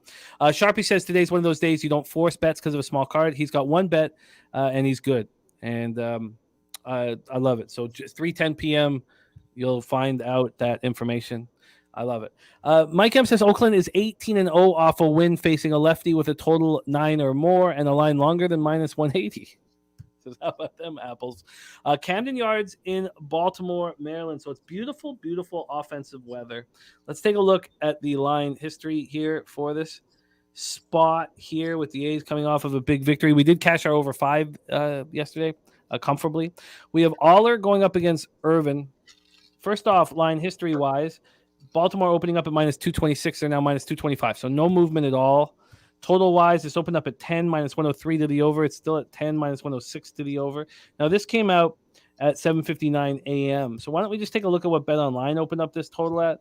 Because that came out at 1:42 a.m., and that was still a 10. So it's always been a 10. It's moved 8 cents at Bet Online, and at Pinnacle, it has moved 3 cents to the over. Let's go over to the cash flow here on this one. We have 41% of the tickets and 86% of the cash on the Oakland Athletics. The market's not moving towards Baltimore. From a total perspective, let's go to all markets here. From a total perspective, we have 61% of the tickets and 64% of the cash on the over. They are saying that there were some offshores that did open this up at 9.5. Joe Yurkovich says Aller sucks. Maxwell took Orioles most hits, minus 115. Rocco Rogers is on the over. Sharpie says no book was offering Irvin's pitching outs. He shoves today versus old team. Open the year for some lefty juggernauts. Now gets his old team who can't hit a 3-year-old in a stroller. That's an interesting angle there. Arthur Meade Jr. took Twins Yankees under 8.5. Pittsburgh St. Louis over 8.5. And the over in Bassett strikeouts. I'm going to copy and paste that here. Noli No says Irvin wants this. Moose Money says Irvin last year 3.07 ERA at home and 3.44 on the road. Yeah, but that was a different home. I don't know, So I hear what you were saying, but that was in Oakland. I'm just gonna put Arthur's action here in front of that Jays game. Okay, Jose. So Allers had 2 starts. The first was a 13-1 loss at home to the Angels. He went 4 2/3, 6 hits, 5 runs, 4 earned, 1 homer, 3 Ks, 2 walks, and a 13-1 loss. His next start was a 9-5 loss at the Rays. He went 5 innings, allowed 2 hits, 1 earned run. It was a solo shot, 3 Ks, 3 walks. He looked really good against the Rays. And then Cole Irvin in his first start, 4 innings, 8 hits, 6 earned runs, 1 homer, 4 Ks, 2 walks, 9-5 loss at the Red Sox. Then he faced the Yankees at home and 4 2/3, 4 hits, 3 earned runs, 5 Ks, 4 walks. A's are not hitting lefties, as Sharpie alluded to. 255 average, 663 OPS. O's are hitting righties not that hard. We talked about how they're smashing lefties, but they're not really hitting righties that hard. 235, 734 OPS. The A's bullpen has been a travesty as one expected. 5.66 ERA, 1.54 whip. The O's bullpen hasn't been quite as good as it was last year, but it's early yet. 4.20 ERA, 1.26 whip. TJ says over here for him. Gagnon says last year Baltimore was great for betting, so of course they're popular again. Nate Dogg's on Baltimore money line. TJ says not a prop guy, but Mountcastle, an obvious look. There's Top Set in the house as well. OG double in the house. And Mike M says, I don't know when Baltimore became America's team, but coming off that loss yesterday, there's no way they lose today, right? Sounds like a little bit of razor sharp in them. Jose Bouquett, take it away here for us. Our first game on the board, A's, O's. Yeah, if I had to make a play, like gun to head, obviously, it's probably the A's just because of the plus money. Minus 240 is a little aggressive. I know the A's are very bad. And I always love a little Rabanga angle with Cole Irvin leaving the A's and coming back facing the A's now in his new place. I like that angle, but it's just too juiced for me. Everything was too aggressive. I could see a A's team total over, like you guys are saying in the chat as well. But maybe I'm just a little bit too scared to make that bet. I ended up passing this game, but every game in this series has been an over game, it seems. So lean towards the over. It just, you could have gotten like an 8.5, 9 earlier in the series. Now all the way to 10. No thanks. If you were to move on an over, which I still find appealing even at this price, would you want to focus on the first 5 rather than the full game? I kind of lean towards focusing on the first 5. What do you think? I would rather do full game just because both these bullpens aren't that impressive so far. You know, both these teams have scored late runs throughout this whole series, it seems. See, I still like this over. I mean, it's just such offensive weather today, and two pitchers that I don't really believe in. I would like just to look once more at the movement on the total. So the total at 10 just not moved much. It's just not moved much for whatever reason. It had earlier this morning, but there was a 10-cent move to the under at 11:26 a.m. today, which kind of gives me pause. We have 61% of the tickets, 64% of cash on that over, though. I'm interested in the over. TJ says, yes, late runs in the series is right. Bullpens are tired. And John Garcia says, Jose, we love you here at the Garcia household.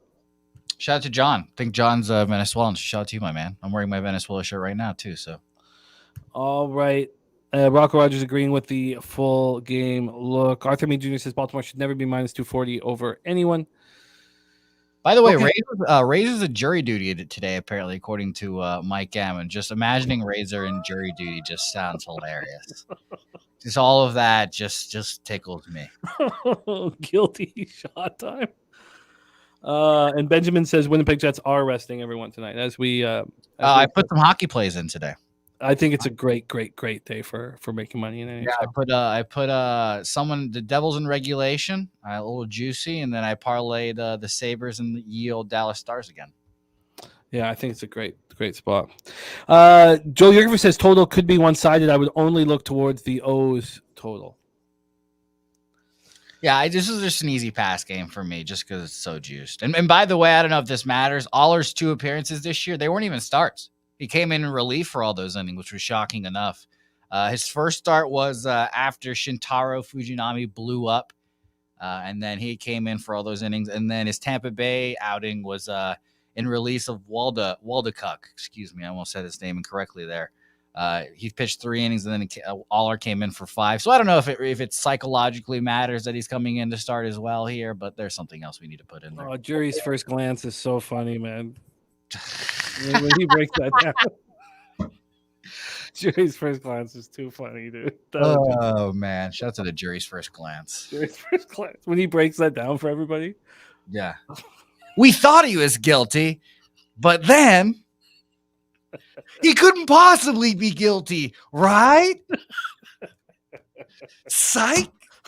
I could see him on the OJ jury. Guys. Oh, man. He couldn't possibly be not guilty, right? Right? All right, let's move on to the next spot on the board. 1:10 p.m. Eastern. Boston Red Sox 5-7, 3-3 on the road at Tampa Bay Rays 12-0, 9-0 at home. Tropicana Field in St. Petersburg, Florida. We talk about the Rabanga angle for Irvin. I was trying to think about whether it exists here with Kluber, and I don't have an answer for that. I don't either, which is fucked because he's played on so many teams. But the thing is, I think the guys that leave the Rays, the Rays know everything about their pitchers. Everything. They do all the TrackMan shit. They got the release points. They copy the pitches. That's why Corey Kluber was brought to the Rays, because Corey Kluber had the original gross slider that everyone was striking out on. And then he goes to the Rays. They use their TrackMan and all their machines, and now they can just copy that pitch and teach it to all their other pitchers. And now that is a little concerning for me here, because I think they might know everything about Corey Kluber, which is concerning. Yeah, I don't know if he has one, Sharpie, but Sharpie says Springs was drafted by the Red Sox, so maybe there is a pitched for the Red Sox for a little bit and sucked it up, and then of course goes to the Rays and dominates. Rocco Rogers going for a third day in a row with Wander Franco over 1.5 total bases at plus 145. Okay, so this is an interesting one, and also you have to pull up the numbers against the pitchers because there's a rich history here, and some of these Red Sox get to Springs, which is he's been absolutely spectacular so far this year, but there are some numbers against them, and we'll pull those up as well. Kluber's had 2 starts this year. First start, 3 1/3, 6 hits, 5 earned runs, 2 homers, 4 Ks, 4 walks, 10-9 loss at home to the Orioles. It was ugly. Next one was 5 innings, 3 hits, 1 earned run. It was a solo shot, 2 Ks, 1 walk, and a 4-1 loss at home to the Pirates. It was pretty good. Jeffrey Springs has been absolutely spectacular thus far this year. Opened it with that 5-1 win at home over the Tigers. 6 innings, 12 Ks, 1 walk, no earned runs allowed, no hits allowed. Then he went 7 innings, 3 hits, 7 Ks, 3 walks, no earned runs, and 11-0 win at home over the A's. The Red Sox hitting 246, 729 OPS versus lefties. The Rays are destroying righties right now. 283, 964 OPS. Their bullpen spectacular, 2.25 ERA, 0.95 whip. Of course, they have these types of numbers to go 12-0. Red Sox bullpen's being quite good, much better than last year. 3.38 ERA, 1.34 whip. That'll continue, by the way. The Red Sox bullpen good, even though they had a guy fucking blow up his elbow last night as well. That sucked. Here we go with the line history. Huge move to the Rays. They open up at minus 174. That's hilarious. I could have got in at 215. I saw it open up at 200 on Bovada. It's now at minus 233. Yeah. So a huge 59-cent move towards the Rays. Totals wise, it's opened up at 8, minus 102 to the under. It's now minus 108 to the under. And then cash flow wise, here we have 67% of tickets. Sorry, it just moved. Sorry, so I'm moving so fast. Okay, here we go. 66% of tickets and 26% of cash is on the Rays. But, I mean, the market clearly concerned about the Rays' action, even though big bets have come in on the Red Sox. 40% of the tickets, 63% of the cash on the under. And there has been a move towards the under. And when we go to batter versus pitcher in the matchups here, it's a very small sample size against Springs. I mean, and look, he's only allowed 1 jack, and that was to Hernandez. But they have been able to get some. They have been able to get ticky-tack hits against them. And the Rays, even though they know Kluber intimately, they don't really have a ton of at-bats against them, but we know that they know him. I'm very interested to hear your breakdown. Take it away here, Jose. This is our second afternoon baseball game. We have 2 afternoon baseball games. This is number 2. The floor is yours, Red Sox Rays. Yeah, the lineup for the Red Sox is pretty fucking sick, too. Yesterday, they had Bobby Dahlback at shortstop. You'll remember Bobby Dahlback as a first baseman. And now we've got WBC legend and Chinese Taipei hero Yu Chang as our shortstop today. So a very interesting lineup for the Red Sox. But I will admit, I'm obviously a homer biased piece of shit. My first look on this game was Red Sox first 5 team total over 1.5 at even money. Just because I do think that they can get to Springs a little bit here.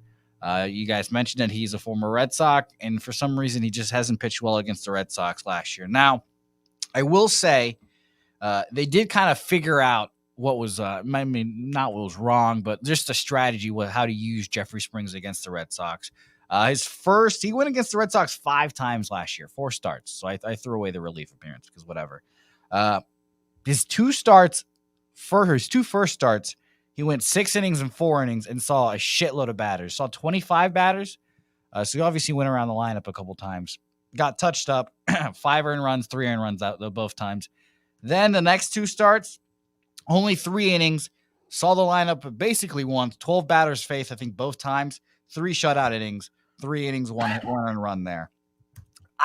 Maybe this is the barometer to see how far he's progressed from last year, but I wouldn't be surprised if he went, 3 shutout innings, 12 batters face again, whatever, 4 maybe innings shutout, and then they give way to the bullpen to just bullpen their way through this.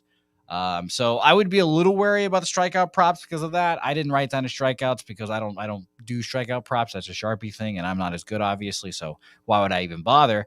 But it's hard not to say the Rays aren't going to win this game. So I lean towards the Red Sox first 5 team total over there at 1.5, even money. But I'm more interested in seeing the Rays play. I don't know if it's tomorrow, but whenever they play the Blue Jays. And ye old Jose Barrios on the bump that day, I believe. And I will be hammering the Rays that day, and I can't wait. Wow. And Darren Turner taking the Rays -1.5. TJ says Rays are averaging 5 runs on their own in the first 5 innings. John Garcia says Rays going for that record 13-0 smash. Nasty Nate believes in his Red Sox today. Yeah. Troy Torrance says I think Red Sox team total over is a great look. He says Spring's getting touched. Luke Murphy, I just moved on the over 10 in the Oak Ball game. I'll tweet it out here in a minute, but I just bet it. So I am now on that over 10 with you guys. Sky Dragon says Jays are favored tomorrow against Tampa Bay with Barrios on the hill. Sharpie says Springs K-Prop opened at 6.5, juiced first 2 weeks and he cashed. They opened last night at 5.5. Says Jose has some merit here. Is that how you spell that word? I didn't know that. I'm a horrible speller. But yeah, no, it's a tough game, obviously, and it's hard to fade the Rays, but and obviously -240 is aggressive. I think Corey Kluber, if you really had a gun to head, Corey Kluber is not that worse of a pitcher than Jeffrey Springs. Let's be honest. I understand that this is a great spot, or not, I shouldn't say great spot, but that I understand why the market's moving so drastically towards the Rays. If obviously when a lot of people have been making a ton of money off the Rays, and I respect that. I'm not going to come in now. I probably should have come in last night. I could have come in last night. So, but I understand anybody moving here on Springs who's looked dynamite. The Rays have looked dynamite, and why wouldn't they go for 13? Yeah, and you can also look at a team total over for the Rays. I think they've cashed all but one this year. So, and that was like a 1-0 ball game. So, yeah. They're the team total over. I think it's 5 if you want to bet it at a decent price. So, and Noli says to put this in perspective, Kluber was the Red Sox day 1 starter, and then there's 3 trash cans beside it. Noli, I've never come closer to blocking Noli. What do you think he's implying by the 3 trash cans? I think that they reduce, reuse, recycle. Maybe. Oh, okay. That's what I think. All right. Okay. Von Polo says hopefully Boston comes out and scores first so we can get a better number on Tampa. Black Thor King in the house. OG Lowbagger says Nerfy for him. I haven't played one of those in a while. I used to be a king of those. All right. Okay. So let's move on. 6:40 p.m. Eastern. Those were our 2 afternoon games. We move on to night action. This one's going to be really fun. 2 young pitchers that look very good in 2 lefties and Bailey Falter and Nick Lodolo. We also come to the spreadsheet play of the day. Ron Crawford is on Cincinnati -1 at +107. So a great belief in Cincinnati for our very own Ron Crawford.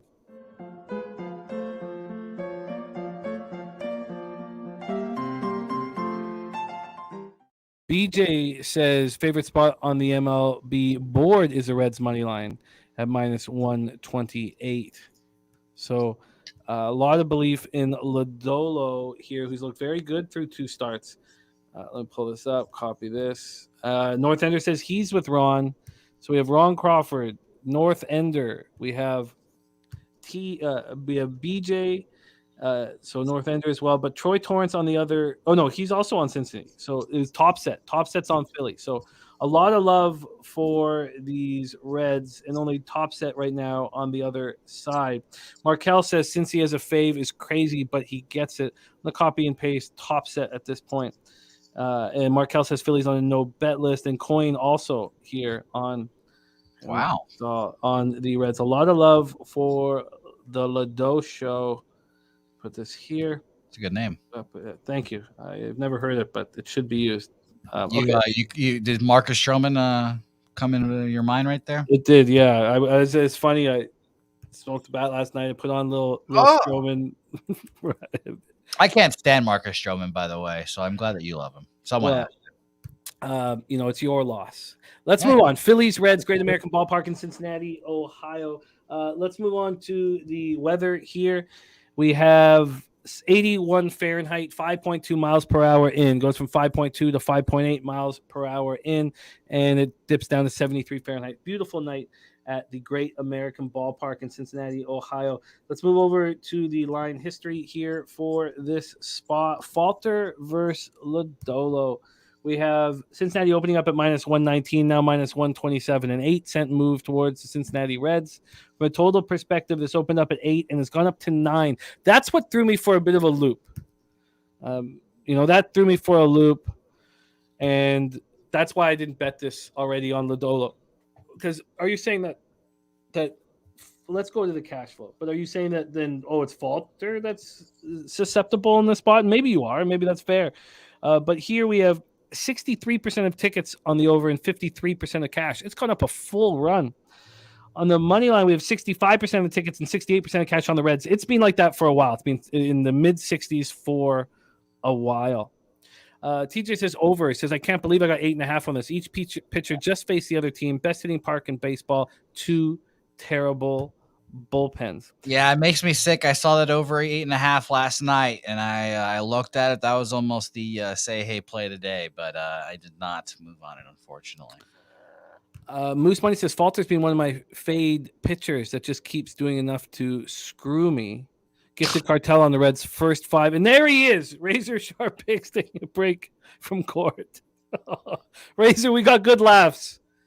We got a lot of good laughs. Razor, could you definitely just take a video of you in the courthouse just yelling "shot time" just randomly throughout the day? Jury first glance was really got me. Okay, but let's stay focused here. And great to see you, Razor, my man. Falter's had 2 starts this year. Of course, we've just discussed they've both seen the opposition last start, but in his first start, he looked very good. 5 1/3, 7 hits, 2 runs, 1 homer, 3 Ks, no walks, and 2-1 loss at the Rangers. Then a 3-2 win at home versus these Reds. He went 5 innings, 4 hits, allowed 1 run. It was a solo shot, 2 Ks, and no walks. Hasn't walked a batter yet in 10 1/3. The Ledo Show. His first start was very good. 5 innings, 7 hits, 2 runs, 9 Ks, 2 walks, 6-2 win at home over the Pirates. And then he looked awesome in that 3-2 loss. Awesome. 7 innings, 3 hits, no runs, 12 Ks, and 2 walks. Phillies are hitting 283, 746 OPS versus lefties. Nice average, but not enough power for a 283 average. Reds versus lefties, 238, 706 OPS. As you stated, or was stated already, that both bullpens are absolute trash. I think it was TJ talking about that. 6.65 ERA for the Phillies, 1.86 whip. Reds bullpen, 5.26 ERA, 1.50 whip. So Sharpie says Lodolo had 1 back-to-back start last year versus the same team, was worst second start. Says Falter relies on his stride length. Good to attack first time through the lineups. Now 4, 5, 6, bad spot for both, says Sharpie. Take it away, Jose. You came close to moving on the over. You did not. Did you move it all on this game? I have not yet. I'm sitting here looking at the first 5 over as well, 4.5 minus 115. I like that as well. Like Sharpie mentioned, a back-to-back last year for Lodolo, and it happened to be against these very Phillies, which I thought was funny. He had a very, very similar start to his first start here last time as well. 7 shutout in 7 innings, 7 shutout. Get that. But last time out, or his second time against the Phillies, 5 1/3, 3 hits, 4 earned runs, 5 Ks, 2 walks. There. So again, maybe it'll be a sign of growth here if he can go back to back here and pitch well, but I don't think he does. I don't think it never favors a pitcher when you go back to back against a team here. So first 5 over and full game over is still my looks here. I don't know if I'm gonna and TJ saying exactly what I was thinking right there. I don't know if I want to make the first 5 over official, because if I do want to take the over, I would rather their bullpens be available or in the bet as well, because both bullpens, like we've mentioned, are trash. And that's something I've been fucking up recently as well. I realized that last night. I was on the Dodgers first 5 minus a half there, and I was like, I trust the Dodgers bullpen. I should just be on them full game. So it's something I will continue thinking about, or continue thinking about more. But I'm still leaning on the over. I might get there with it, but I have not made it official yet. I get that you guys are on this over.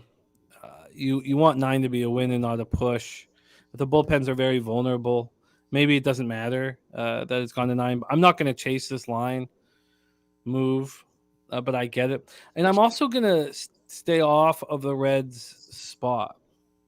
Sharpie says when you punch out that many guys the first time of a back-to-back, and again, he's speaking on Lodolo's 12 strikeouts in that win, says when you punch out that many guys the first time of a back-to-back, only way to look is under on a K-Proc. These are professional hitters who will come up with a different game plan seeing the same guy in 5 days. So I'm not going to move on the Reds, although I understand it. I completely get it. But I'm not going to do that.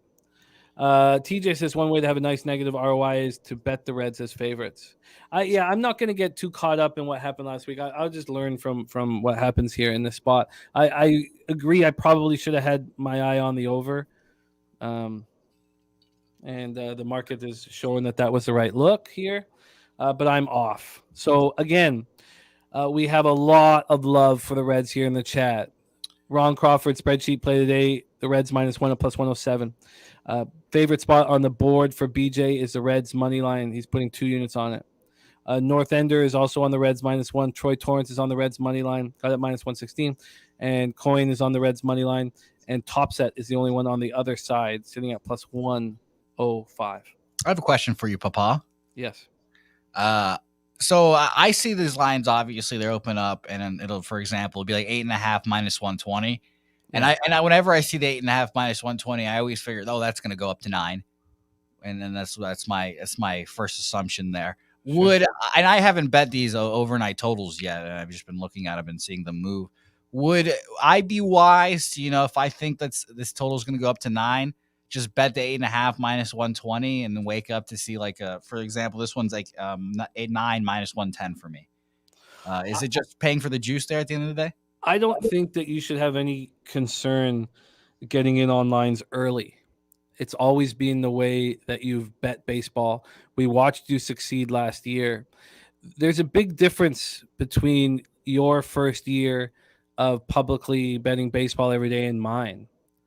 I got absolutely destroyed, embarrassed, and had insomnia and couldn't sleep. And it was just, it almost, took me down.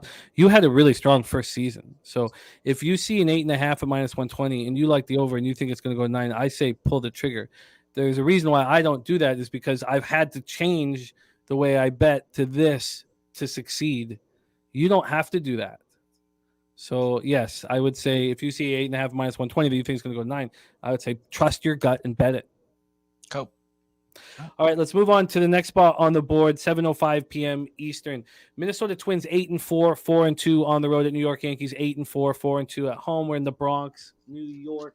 Let's go over to the weather in New York. Opening up at 86 Fahrenheit, 10.2 miles per hour out to left center, down to 9.2 miles per hour. And this is perfect offensive weather in the Bronx against 2 very good young pitchers. Take a look at the line history here for this one. Joe Ryan going up against Johnny Brito. We have Ryan the Brito and the Yankees opening up at -131. They're now -144, so a 13-cent move towards the Yankees. From a total perspective, this opened up at 8.5, juice to the under. It's now juice to the over, so but not a ton. It's now a 7-cent move to the over. Let's go into the cash flow for this spot. First off, we have 32% of the tickets on the Twins and 46% of the cash. So we have some bigger bets on the Twins, but the market doesn't show any concern and is moving the line towards the Yankees. 48% of the tickets and 83% of cash on the under. That's a lot of money on the under. And I think that this is a weather versus pitcher situation that I can't wait to break down with you guys. I can't wait. Razor Sharp Picks is handing out business cards at the courthouse. Says you need bail money. Check me out on Twitter. Hit a pick 5 real quick. You'll get some bail money there. We have Joe Ryan, who's made 2 starts thus far this year, and his last start wasn't very good. It was at home against the Astros, which is a tough opponent. First start, he went 6 innings, 3 hits, 1 earned run. It was a solo shot, 6 Ks, 2 walks, 7-4 win at the Royals. Last start, 6 innings, 3 hits, 4 earned runs, 1 homer, 10 Ks, and 1 walk, and a 9-6 win at home over the Astros. Brito is throwing 2 different 5-inning starts thus far, and he's an interesting guy. Dominican Republic, 25 years old, just turned 25 a month ago. Last year, he was in AA and AAA, and he was really good in both. I often get nervous when a pitcher can dominate AA and be good in AAA, but he was really good in both. In AA, 5-2 with a 2.36 ERA and a 1.12 WHIP. In AAA, he was 6-2 with a 3.31 ERA and a 1.18 WHIP. He didn't strike out a ton of batters in either, but you can tell he's just really good. They kept him to 5-inning starts right now. In his first start, he went 5 innings, 2 hits, no earned run, 6 Ks, 1 walk, and a 6-0 win at home over the Giants. Next start, he went 5 innings, 3 hits, 1 earned run, 2 Ks, 2 walks, and 4-1 win at the Orioles. Sharpie says Joe Ryan looked fine in his last start, just had one inning, had a hiccup. It was also very windy as well. Twins are not hitting righties. 236, 657 OPS to start the year. Yankees are 259, 797 OPS. Twins bullpen, Yankees bullpen, both have been very good to start the year. Take it away for us here, Jose. Twins, Yankees. No, I'm excited to watch this game. Shout out to this game, and it's going to be the playback game of today's playback. So go tune in there, playback.tv/Pub Sports Radio. Excited to watch it. 2 good pitchers. Shout out to Yanni here. Unfortunately for me here, I think I'm going to back the Yankees. And that's going to be my my playback stream official play of the day too. So I'll be watching it there. Go watch us. I like Joe Ryan. Everyone knows I love Joe Ryan. He's been one of my favorite pitchers since he's come up. I think he's really good. But I just think that combination of the weather, combination of the Yankees being able to elevate balls and get them up into the wind. Wind is howling out actually today, and it's going, I believe, out to right field, left field. I believe I've already forgotten which side. It's out to left field. So yeah, it's almost 10-mile-an-hour winds going out to left. I think the Yankees could use that and abuse that, unfortunately. And I think our guy Johnny here is good enough to stifle a Twins lineup that's not that good. I doubt we see Buxton after he had that big collision yesterday. That it sounds like Correa will be in the lineup. Does that change anything? No, Correa. I expected Correa in because they said on the broadcast yesterday that they were, ramping him up to come back today. I actually watched, or I didn't watch. I saw the Joe Ryan start. I looked at the box score that he had last year against the Yankees. It was very similar to the start he had against the Astros. Actually, he gave up, 4 earned runs in 4 innings off a home run there, and the lineups were pretty similar. Correa was in the lineup then.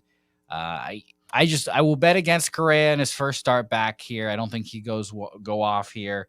I know he's a guy that loves the spotlight, loves playing in New York, loves beating the Yankees. But, yeah, I'm going to be on the Yankees' first 5 team total over here, plus 110. First 5 team total over 2.5 there.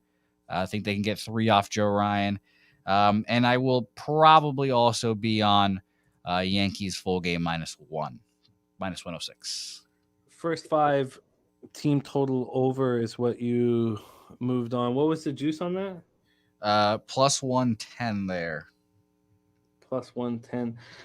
So how bad are Joe Ryan's numbers against the Bronx Bombers here? I got to pull them up and see them for myself. I mean, he probably doesn't even have that many at bats. It's only 1 start, and like I said, it was 4 innings, 3 hits, 4 earned runs. So, like I said, just a very similar start to his Astros start. And maybe it's the fly balls in Yankee Stadium with a little bit of wind there that'll help him there, because that's what happened in Houston, or in Minnesota, I should say, versus Houston.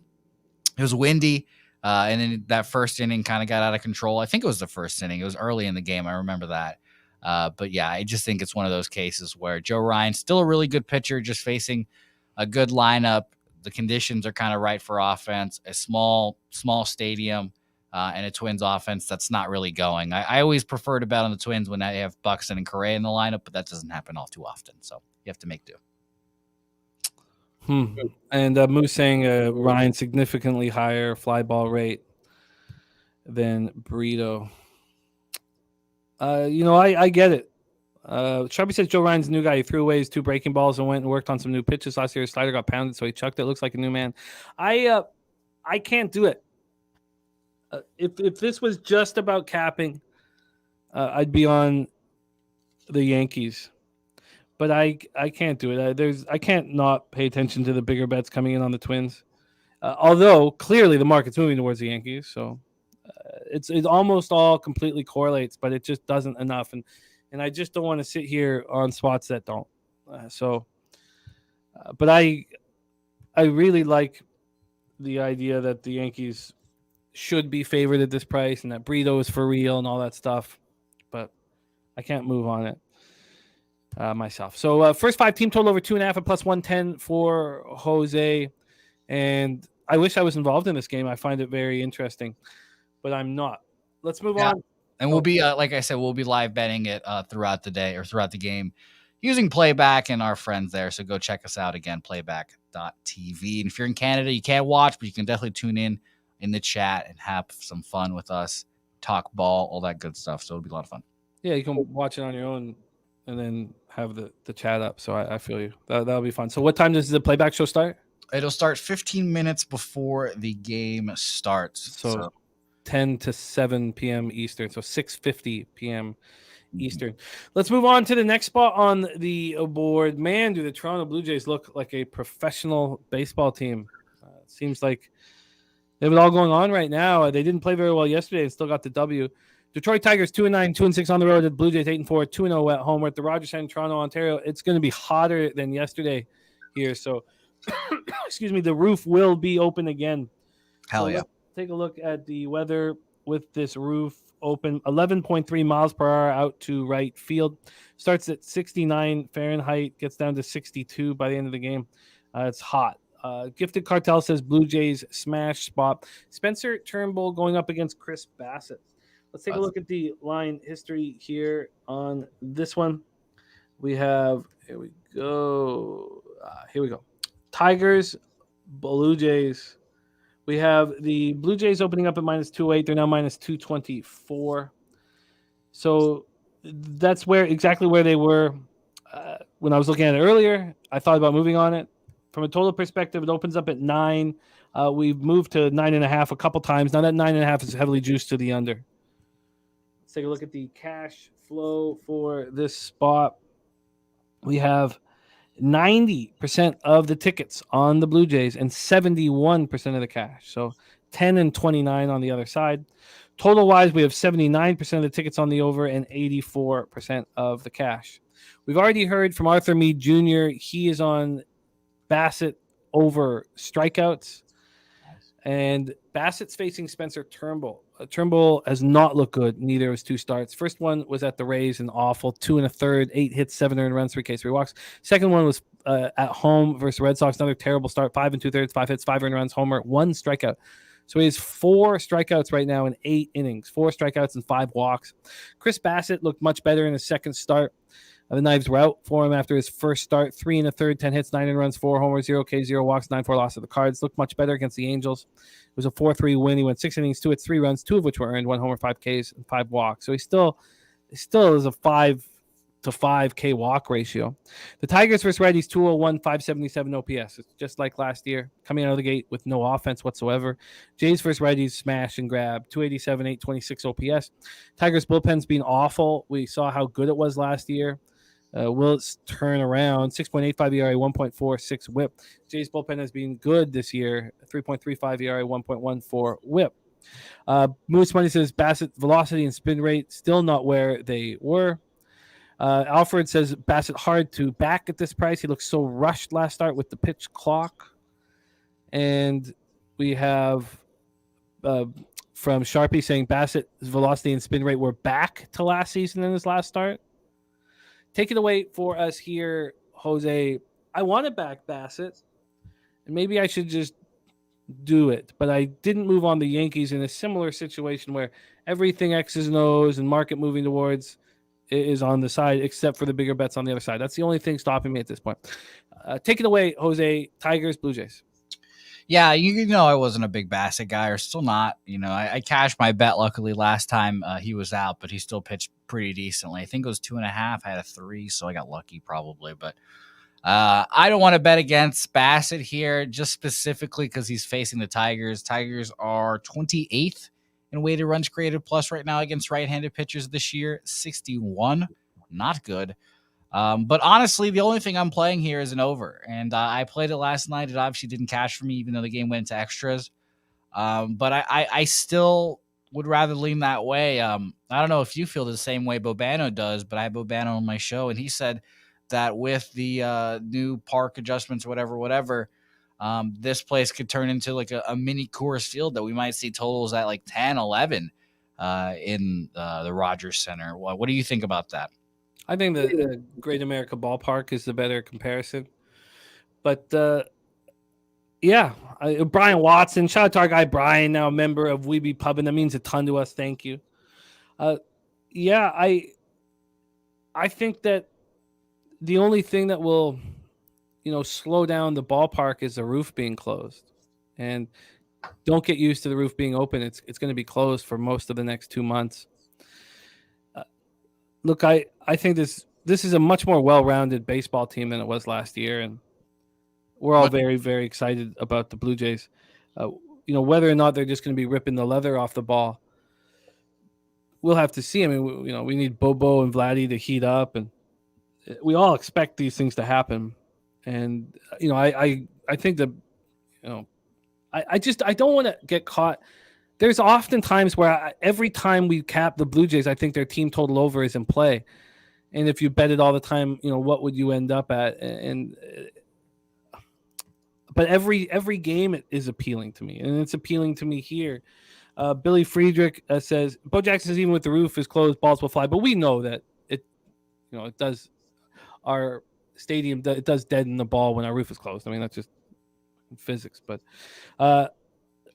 look, are these just gifts here? I mean, should we just be hammering the Blue Jays in every spot at home versus a weak team on the -1 line? They did not play well and they won the game yesterday. So what is your over that you're hammering right now? I don't know if I'm gonna take it officially. I think I'm just a little trepidatious because I lost on it last night. But the full game over would be my lean here. I mean, we all expect Spencer Turnbull to get hit up again, and he's coming back from TJ, so it's going to take him a month or two to get going. I think so. You can easily expect him to struggle there, and from there on, who knows? Shout out to Nate Dogg. Thank you for running with us, my friend, and Brian. It means a ton to us, so thank you for your support. Okay, well, I wonder if I'm just if this. It's just leaving money on the table, not backing the Blue Jays here, especially ripping the still beating heart out of the Tigers yesterday when the Tigers, should have finished off that game. Which one would you rather have? The first 5 team total over 2.5 -130 or a 5.5 around even money? With the way the Tigers bullpen has looked, I think that I would lean towards a full game here. But I prefer 3 over 5 innings and 6 over 8 because that's what you're going to be stuck with most likely, right? You're most likely the Blue Jays aren't going to bat. So when you look at it from that perspective, I think that you have to take the 3 over 5 rather than 6 over 8, even with the fragility of the Tigers bullpen. So Bo Jackson beat the Rogers Center twice already this season. I love it. Shout out to Bo Jackson. Bo Jackson's living the life, man. Yeah, he just goes to games. Jay season ticket holder. What a time. Shout out to Bo Jackson, man. I'm jealous. Trying to get up there, Bo. I know you've got an extra seat. I'm trying. Yeah.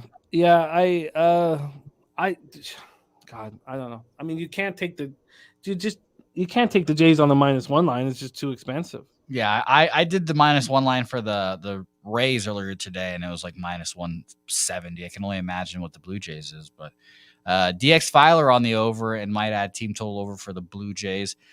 You know what, DX? Thank you for the confidence. I'll move on the full game over. I'll move on the full game over here, over 9, and I will let you know what the price is in a second. Yeah, it's -186 is the -1 line. Yeah, I look forward to the Blue Jays playing good baseball teams. You're playing one next, and I can't wait because if Jose Barrios is actually favored against the Tampa Bay Rays, it might get ugly in the Bouquett household. It might get ugly. But officially over 9 -125. I hate the fucking juice, but we're paying it. And I'm sure I didn't tweet it out, so I'm sure you can line shop and find something better for me. Okay, I'll do that right now. So the over 9 here for Jose Bouquett. Let's get it in for him. The over going on Bet Online at -120, so I'll actually be betting that. It's -119 actually, if we're going to be specific. Apologies. -115 at 5 dimes. Yeah, and then let's just grab Pinnacle really quick here before we move on. I guess I got to stay off it. I can't. A lot of hockey action tonight, so I get it. No, I want to succeed in baseball very badly, and I want to have baseball action, but I kind of still want to stick to this plan here. The over 9, yeah, minus 122 there. So we'll give you the minus 115. It's available right now at 5 times. Over 9, minus 115 for Jose. Okay, let's move on. Next stop for us, 7:45 p.m. Eastern. Pittsburgh Pirates to St. Louis Cardinals. Look, I despise Vince Velasquez. I despise him. As some of you know, we were all drunk together in a low bag summit of champions in Miami. I had the Phillies first 5 against the Marlins. Wait, you drunk? Oh, yeah. Oh. And the Phillies were up 8-1 in the 4th inning. And I lost my first 5 bet with Vince Velasquez on the mound. Yep. Sounds like Seattle yesterday or 2 days ago. He's terrible. He's absolutely terrible. And Jordan Montgomery has looked great. And yet, still, bets are coming in on Velasquez and the Pirates. And it's just... Are the Pirates just a darling team? Maybe it's not the rec bettors betting this early, but it's the Orioles and the Pirates have been just a darling team for everyone this year so far. And they've made a lot of money off of them. Hell yeah. 78 Fahrenheit, the first pitch, 8.9 miles per hour, right to left, slightly in, goes down to 6.2 miles per hour. When we go over to the line history of this spot, we have the Cardinals opening up at minus 215. They're now minus 261. I could have got in on them at minus 245. They're now up to minus 261. From a totals perspective, this opened up at 8. It's now at 8.5. So, look, I get it. I need to fade Velasquez. I want to fade Velasquez. And the only reason why I didn't move on it already and wanted to talk it out with you guys was because we're sitting here and 34% of the tickets, 67% of cash are on the Pirates. I don't know how that could possibly be. 80% of tickets, 79% of cash is on the over here. So, Velasquez 4 2/3, 5 hits, 3 earned runs, 2 homers, 3-1 loss, 5 earned runs and 2 2/3 at home against the White Sox. Montgomery's looked great. He's combined with the start against the Jays and the Brewers. He's gone 12 innings, allowed 9 hits, 3 earned runs, 12 Ks, 3 walks. I mean, he looks very good. Pirates aren't hitting lefties, 246, 683 OPS. Cards are smashing righties, 277, 794 OPS. Both bullpens have been good, not great, but actually, really good. Joe Yerkin says Toronto, St. Louis parlay. Darren Turner says this is a Cardinals spot. Darren Turner likes the under. Take it away for us here, Jose. I'd love. Troy Torrance says bigger bets on Pirates and the books want more of it. That definitely legit. Take it away, Jose. What have you done here at Busch Stadium in St. Louis? This was my say hey minute play of the day. I bet this last night. Thankfully, got a decent line. First 5 team total over 2.5. Let me double check that. 2.5 minus 110. I woke up to it being minus 130 on Bovada, so that makes me feel nice. But yeah, I'm right there with you. It's the guys that we've been fading this year, just on command now. There's 4 dudes that I can think of off the top of my head: Vince Velasquez, Patrick Corbin. Now I fucking lost the names. Who are they? Vince Velasquez, Patrick Corbin, Jose Urena. And then Rich Hill for some people, Lance Lynn for some people, kind of just an alternating 4th person there. But there have just been a lot of guys we've been fading, and he's one of them. So it was just an easy wake up, or I should say stay up, bet that, and then enjoy my evening tomorrow. Yeah, I don't know why I was so... I don't know why I wasn't on this already, and now I've got to deal with these horrific lines, but... I just have to fade Velasquez. Sharpie says, only bet I've got in this one is Montgomery over 17.5 out. Says, no way can I back a team's bats leaving Colorado. Fucked me too many times in the past. I agree with you there. That it would definitely be a change. It's like you're just seeing the ball differently, really. It's like the ball just doing different shit when you see it leaving from Colorado. So I can understand that. But I'm hoping for just 3 runs. 3 runs from Vince Velasquez. Come on. Let's hope, fingers crossed. 1-0 A's apparently. It's a very important point that Sharpie brings up. And look, if I have to sit here and only have this stupid over that's on right now on my card, then I just have to take what the league gives me, unfortunately. Yeah, because the next game we don't have a pitcher, right? Yes, we do. It's not Bryce Wilson. I haven't heard. I expect it to be Bryce Wilson.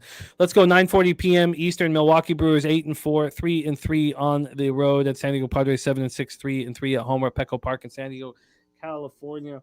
Let's move over to the line history here in San Diego. The weather in San Diego. We have drizzle and rain off the start, so maybe it'll be pushed back a little bit. 54 Fahrenheit's cold, 9.1 miles per hour out, but it is cold in San Diego tonight. Let's take a look at the line history here. We have the Padres opening up at -150. They're now -148. There's been a 2-cent move to the Brewers. Totals wise, it's opened up at 9, -106 to the over. It's now -108 to the over. So obviously these lines came out late, and there's been almost no movement here. Thank you, Arthur. Yeah, thank you for saying that. It's just, we all want action, and I could easily have moved on 3 different spots there if I was just, if the old bag was in action. But okay, Brewers, Padres here, Bryce Wilson, Nick Martinez. So we've had no movement on the total. Now this just came out at 9:11 a.m. So we've had 4 hours. We've had a 2-cent move to the over. It had moved initially to the under. And in 4 hours, we have a 2-cent move to the Brewers. You have a line? I've refreshed both my books. I still have no line or anything on this. That's Pinnacle, and over here, let's just see at Bet365. Yeah, we're locked in. Bryce Wilson, Nick Martinez. Yeah, lines plenty. So let's talk about the cash flow here, and we have a lot of tickets in on this. So people betting this game. Damn. 65% of it. So 15,000 tickets in. 65% of the tickets. 85% of the cash on the Padres. The line's not moving towards them. Then you have 69% of the tickets. 61% of cash on the under. Bryce Wilson against Nick Martinez. Let's bring up Bryce Wilson here. He's been a tricky guy to back. Now, he was a pretty highly thought of guy. He was picked in the 2016 draft out of high school, 4th round pick. He's not been good in the majors, and he had probably his worst year last year, 3-9 for the Pirates. I mean, when you're not good enough for the Pirates, we talked about Griffin Canning for if you're not good enough for the Angels. He threw 115 2/3 last year with a whip at 1.42, an ERA 5.52, 79 strikeouts and 115 2/3. He's thrown 6 innings so far. He's finished off 2 games, hasn't started a game. He does have a save, and he's looked pretty good. 7 strikeouts and 3 walks. He hasn't allowed a run yet. So, he's confident, at least at this point. Going up against Nick Martinez, who doesn't look good.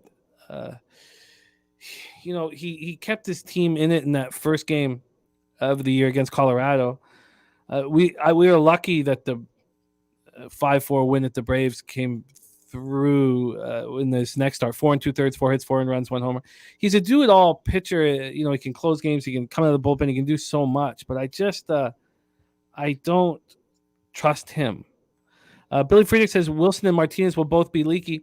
Sure, they could be leaky, but it's cold and wet, and the marine layer could be in full effect.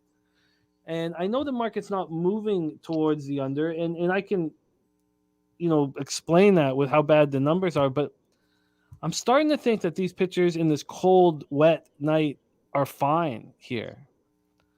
So Brewers 276, 796 OPS versus righties. Padres just 218, 724 OPS. The Brewers bullpen's been lights out, 1.37 ERA, 1.12 WHIP. The Padres bullpen 4.12 ERA, 1.47 WHIP. Danielson says over is the best bet here. I don't. Red Sox home run. Oh, beautiful. Yeah, I wish I would have bet that first 5 team total over 1.5, but whatever. Shout out to them. Let's not. I'd love if Sharpie's still in the chat to hear what it feels like in San Diego, but it's cold and wet tonight. Take it away, Jose. I'm very interested to hear your thoughts. Brewers, Padres, at Petco. Yeah, so I didn't really cap this game, but I can just go off the top of the dome here. Ultimately, Nick Martinez is one of the guys that cabbie fades often, and it's worked for him. So I don't have a line like I've been mentioning. So I would look at a Padres team total, a Brewers team total over or first 5 team total over. I'd be interested in that. Sharpie saying it's been raining all night last night and drizzling and overcast right now. So it also obviously doesn't suit up for offense either. So no line for me. I'm ultimately probably going to pass this game, but it's probably fade Nick Martinez for me and not backing Bryce Wilson. So a team total over in some form or fashion, maybe a full game over as well. What did you get on the full game over? What is that total? 9? It's 9. Listen to this market movement on the first 5. This opens up at 9:11 a.m. and in 7 minutes they put up the 4.5. And then at 9:46, about 35 minutes after lines come out, it just starts moving towards the over. Just nonstop movement towards the over. For first 5 over, you're saying here? Yeah. So, but that first initial look was towards the under. And Moose Money says should be drying up though. Says San Diego cold though, like mid to low 50s. That's hilarious. Freezing to me too. But Jimmy, you're probably scoffing at 50 degrees. But it's different out there. It's it's a little bit different on the West Coast. The cold is a little wetter, a little heavier. JPG says Padres have been on the East Coast for a week. 6:40 p.m. will still feel like 9:40 p.m. Moose Money says currently his high school game is still on. So there's no cancellations. That's a good barometer. Shout out Moose. Moose, by the way, let's not forget all-star pitching coach. Fucking guys throws no-hitters left and right on that guy. Shout out him. Yeah. I want this first 5 under. And by the way, the home run was Rob Refsnyder. Oh, referee, eh? Yeah, shout out Korean Americans. Wow. I want this first 5 under, but I guess when it comes down to it, it just doesn't all fully correlate. But it's pretty close to.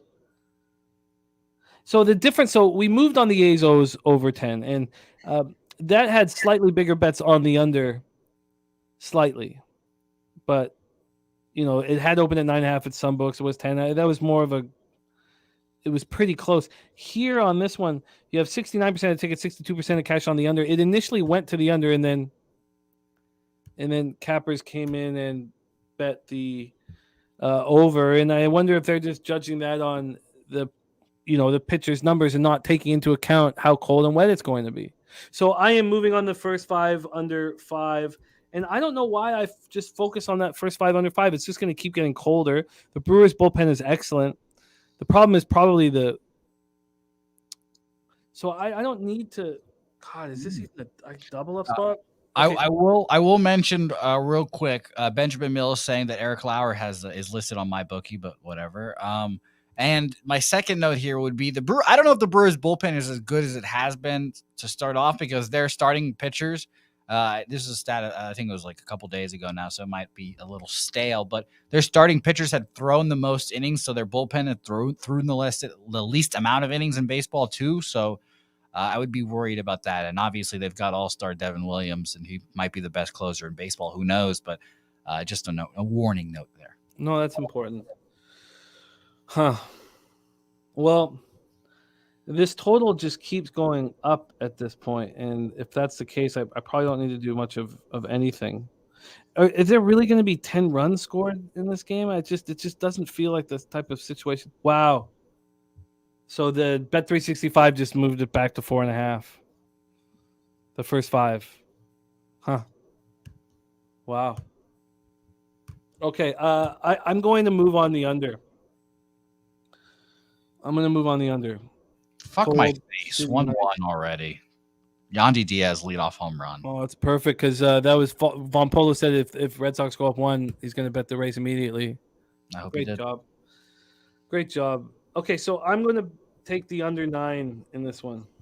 Jesus. Yandy Diaz did not hit home runs for his whole career. The dude is fucking jacked. Hit like 3 home runs last year. We were all like, why doesn't this guy hit home runs? And now suddenly this guy just can't stop? These juice balls, man. God damn. It's fucking juice balls. All right. I'm moving on the under 9 at -110. All right. Let's review all action here in MLB and NHL. In MLB, I'm on the over 10 in this Red Sox, in this A's O's game. What's going on in that one now? 1-0 still. You had the over in that game? Yes, I took the over 10 in this one. Okay, so I'm on that. Then Red Sox Rays, we both stayed off. At 6:40 p.m., there's a ton of love for the Cincinnati Reds. Ton of love. And Mark Tequila came in. I wonder if I could grab the comment because Mark Tequila came in and I did see that. He was I don't know if Mark might be a Philly guy, so obviously keep your guard up there. But yeah, Mark did come in there, and I would generally agree. I mean, the Phillies are the better team at the end of the day. You line them up, I'll take the Phillies over the Reds every time out of the day, and maybe plus money for the Phillies. Here it is. He says Reds money line is such a hilariously square play today. He says this coming from a guy who was at Lodolo versus Falter in Philly Saturday. Best of luck to all, but Phillies money line, ring it. That sounds like someone from Philadelphia right there. Shout to him. That's hilarious. Okay. Okay. So the only person who was on the other side, other than Mark Tequila, was Topset. So we had Troy Torrance, North Ender, Ron Crawford spreadsheet play today. We have BJ. We have Coin. And Joe Yerkowitz says, I don't like the Reds here. Lodolo back-to-back 100-plus pitches this early in the season. Rand's looking at that first 5 under. DC Capper says the play is St. Louis, but let's Jose is on the Yankees first 5 team total over 2.5 at plus 110 in Twins Yankees. He's on the over 9 at minus 115 in Detroit Toronto. He's on the Cards first 5 team total over 2.5. I get it, DC Capper. There's been a huge market move towards the Cardinals. And, I get it. So I understand. And my only other play is the under 9 in Brewers Padres. Under 9 full game in Brewers Padres. Bo Jackson said I'll drop some picks in playback later tonight. Still working on games. There you have it. Jose, let me just break down our NHL plays because we're making money in NHL tonight. Also, I'm on them too, so I'm ready. I'm really excited. PFL Friday night from Clint, started the Die Hard MMA podcast, Shane Burgos. He posted it here on our show at plus 115, now a favorite. The play that I'm most nervous about is my first one, Canadiens first period at plus 180. Then Ron Crawford spreadsheet play today is New Jersey in regulation. I'm already on the Devils minus 1. It was the first bet I made. And I got minus 170 on that spot. Right now, I got minus 170 on the start of the money line. I got minus 115. It's only minus 180 and plus 135. I got minus 170 and plus 135. I'm adding the Devils first period minus a half. The 5-team parlay from Mr. Gogster is Devils, Avalanche, Stars, Oilers, Kings at plus 495. Gogster's on the Penguins minus 1.5 at plus 120. Makes me nervous. The Leafs, Rangers, we are off. Sabres, as soon as it's confirmed that Craig Anderson is, I'll be on the Sabres and the Senators. I think that was confirmed during the show, by the way. I think so too, but I just want to see it with my own eyes. Mike M. Pimpslap play today is Buffalo Sabres. Addition from your guys capping, Carolina Hurricanes, Florida under 6.5 minus 125. Tell me that's still there. It is. And the first period under 1.5. Oh, it just refreshed it. Yeah, it's still there. Okay, good. Then Red Wings, Lightning, we stayed off. Avalanche first period minus a half. Avalanche full game minus 1.5. My favorite spots on the board. But again, we told you guys that to get on it quick because the Jets were going to announce their players. So the minus 1.5 on the Avalanche is minus 115. Jose, I got it at plus 135. That's pretty big, beating that by 50 cents. They call that CLV in the business. Stars minus 1.5 at plus 105. They're playing again, and they're going to beat them again. Predators minus 1 at plus 149. I love this play. Wild will announce the guys who are out. Wow, they must have already, because I got the minus 1. I got plus 149. The money line at minus 115. That money line's now minus 145. I fucking knew it. I just knew this card was going to be just gorgeous. Flyers, Blackhawks. I was going to hedge because if the Flyers get a point, then I lose my season total under. But it's Taves' last game in Chicago, and it's his last game of his career. Is he playing? Oh, yeah. Man. 9 p.m. Eastern, Sharks, Oilers. We stayed off. I'm adding the Kings on the puck line plus 100. And if Dahlia is confirmed, I'll be on the Coyotes. Gogster's on first period. Both teams to score plus 115. He's on the over 6.5 with me. Then Gogster's on first period. Both teams score in Vegas, Seattle. This is going to be a fun night. It's going to be, and Anderson is confirmed, says Billy Friedrich. Beautiful. And Wall is confirmed for the lease. Joe Yurkovich says he can make at least 60% free throws. I don't want to talk about it. Let's focus on the now and not yesterday. I will not wear any Raptors, anything. No, I understand. I understand what you did. The same thing happened with me in Oklahoma State. I'm still not over it. And this is the first time I'm wearing anything from Venezuela in the last week. By the way, I wore my hat just randomly out, and some fucking cocksucker had the audacity to be like, you watched the game? Did you watch Trey Turner's home run? Fuck that guy. Fuck him right in the face. But my NHL action, if you just want it for just record-keeping purposes or whatever may be, Devils in regulation, I took them, and I at minus 125, but whatever. And then I just parlayed Sabres and Stars. So excited. I like it. Excited. I like it. Remo says, you see anyone else besides the Avs and Oilers making the final? I think it's important to keep an eye on the Dallas Stars. I'm gonna go to Dallas Stars playoff game. I'm gonna try to make my way up there because it's important to keep an eye on them here. Good, they're good, and I want to go experience a playoff game for an NHL game for the first time in person. So that'll be a good time. But I believe in the Stars too. Mr. Vape says we need a new number one. We need a new number 1 through 12 and a new coach. Well, you're losing your coach. Don't worry about that. Hopefully he goes to Boston, but probably won't. You guys can have him. That is our show for today. Jose, tell us a little bit about who will be on the show, your show, Say Hey Plays tomorrow. Say Hey Plays tomorrow. Tomorrow is Friday, so it'll be my guy Connor Mack joining us. Great time. I always have a good ROI with Connor Mack. I don't know. I should track my ROIs with guests and see who helps me and who fails me. That's important. But it's good. So shout out to him. It'll be fun. Shout out to Connor. He'll be joining me. But again, of course, as we'll keep mentioning and I'll keep plugging, join us tonight on the playback. It'll be a lot of fun one way or another. I believe Dabby Cab will be joining me. Obviously, Preston will be joining me for a little bit as well. We're watching the Yankees, so T will be joining. He's been betting, by the way, Jimmy. He's starting to bet the baseball. He's tweeting out his picks as well. I love it. I hooked him up with my bet calculator thing, the spreadsheet to track all of his bets as well, so he can be a little more efficient. But yeah, shout out to him as well. But yeah, we'll have anyone on. If you want to jump on, it's an easy thing, and literally anyone can join the playback and jump on screen with us as well. There's little circles on there. You can just ask to join the stage. Unless you're annoying, we won't put you or won't kick you out. So shout out to you guys, and thanks for everyone for watching the playbacks. Hopefully tonight will be a lot of fun. I love it. Thank you guys so much for supporting the show. We have Bobano and Dutch Boy fresh tomorrow here for our Friday breakdown. Very, very big, beautiful card for us. But we can do nothing without you guys. So thank you so much for your support. Andrew G, Joe Yurkovich, Bo Jackson. Yes, it's all Masai's fault. He did bring us a championship, though. Rants.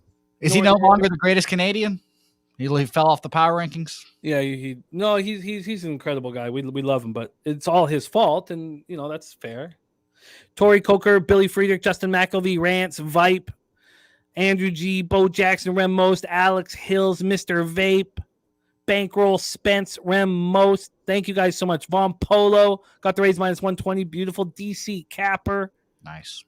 Where does Vladdy fall in your greatest Canadians? Well, I just for whatever reason, these kids that grew up, just disgusting rich, where their dad's a superstar athlete, and then they get to be a superstar athlete. I like Vladdy, but I don't care for his story, and I like him. He's a nice kid, and you would like him better if he played for Canada in the WBC. No, not at all. Not at all. I don't know. In fact, I think he should have played for the Dominican. I don't know why he didn't. He got hurt, remember? Well, did he? Well, okay, then the Blue Jays told him that you're not playing them. We don't really know the truth behind it, but I just that story does not appeal to me. It's not like Ferguson Jenkins. There's a reason why he's the greatest Canadian, And Jim Candy, right? Got it. Oh God, we got to put a bow on this. I've got to make a few extra bets here in NHL and add one bet in MLB. Jose, spectacular job. I love these Thursdays that we'll have for the rest of the season working together. Don't forget about Jose's playback show. Also, don't forget that we've got big live streams. Tomorrow's live stream starts at 8 p.m. Starts at 8 p.m. But the main focus is Thunder Timberwolves, which starts at 9:30 p.m. And then on Sunday for us, we start 15 minutes before baseball. But then we got 2 playoff games. So our first big focus is Clippers Suns. First big focus for us. So we got a ton of action coming up this week. And don't forget our big UFC stream on Saturday night. Thank you guys so much for supporting Kong's Clips. Nunya! Benjamin Mills, thank you guys. Let's get this money. It's imperative that we succeed. Roll that shit, light that shit, smoke it. But first, milk the motherfucking bookies. LECHE! Hey, Los bookmakers! Milk it.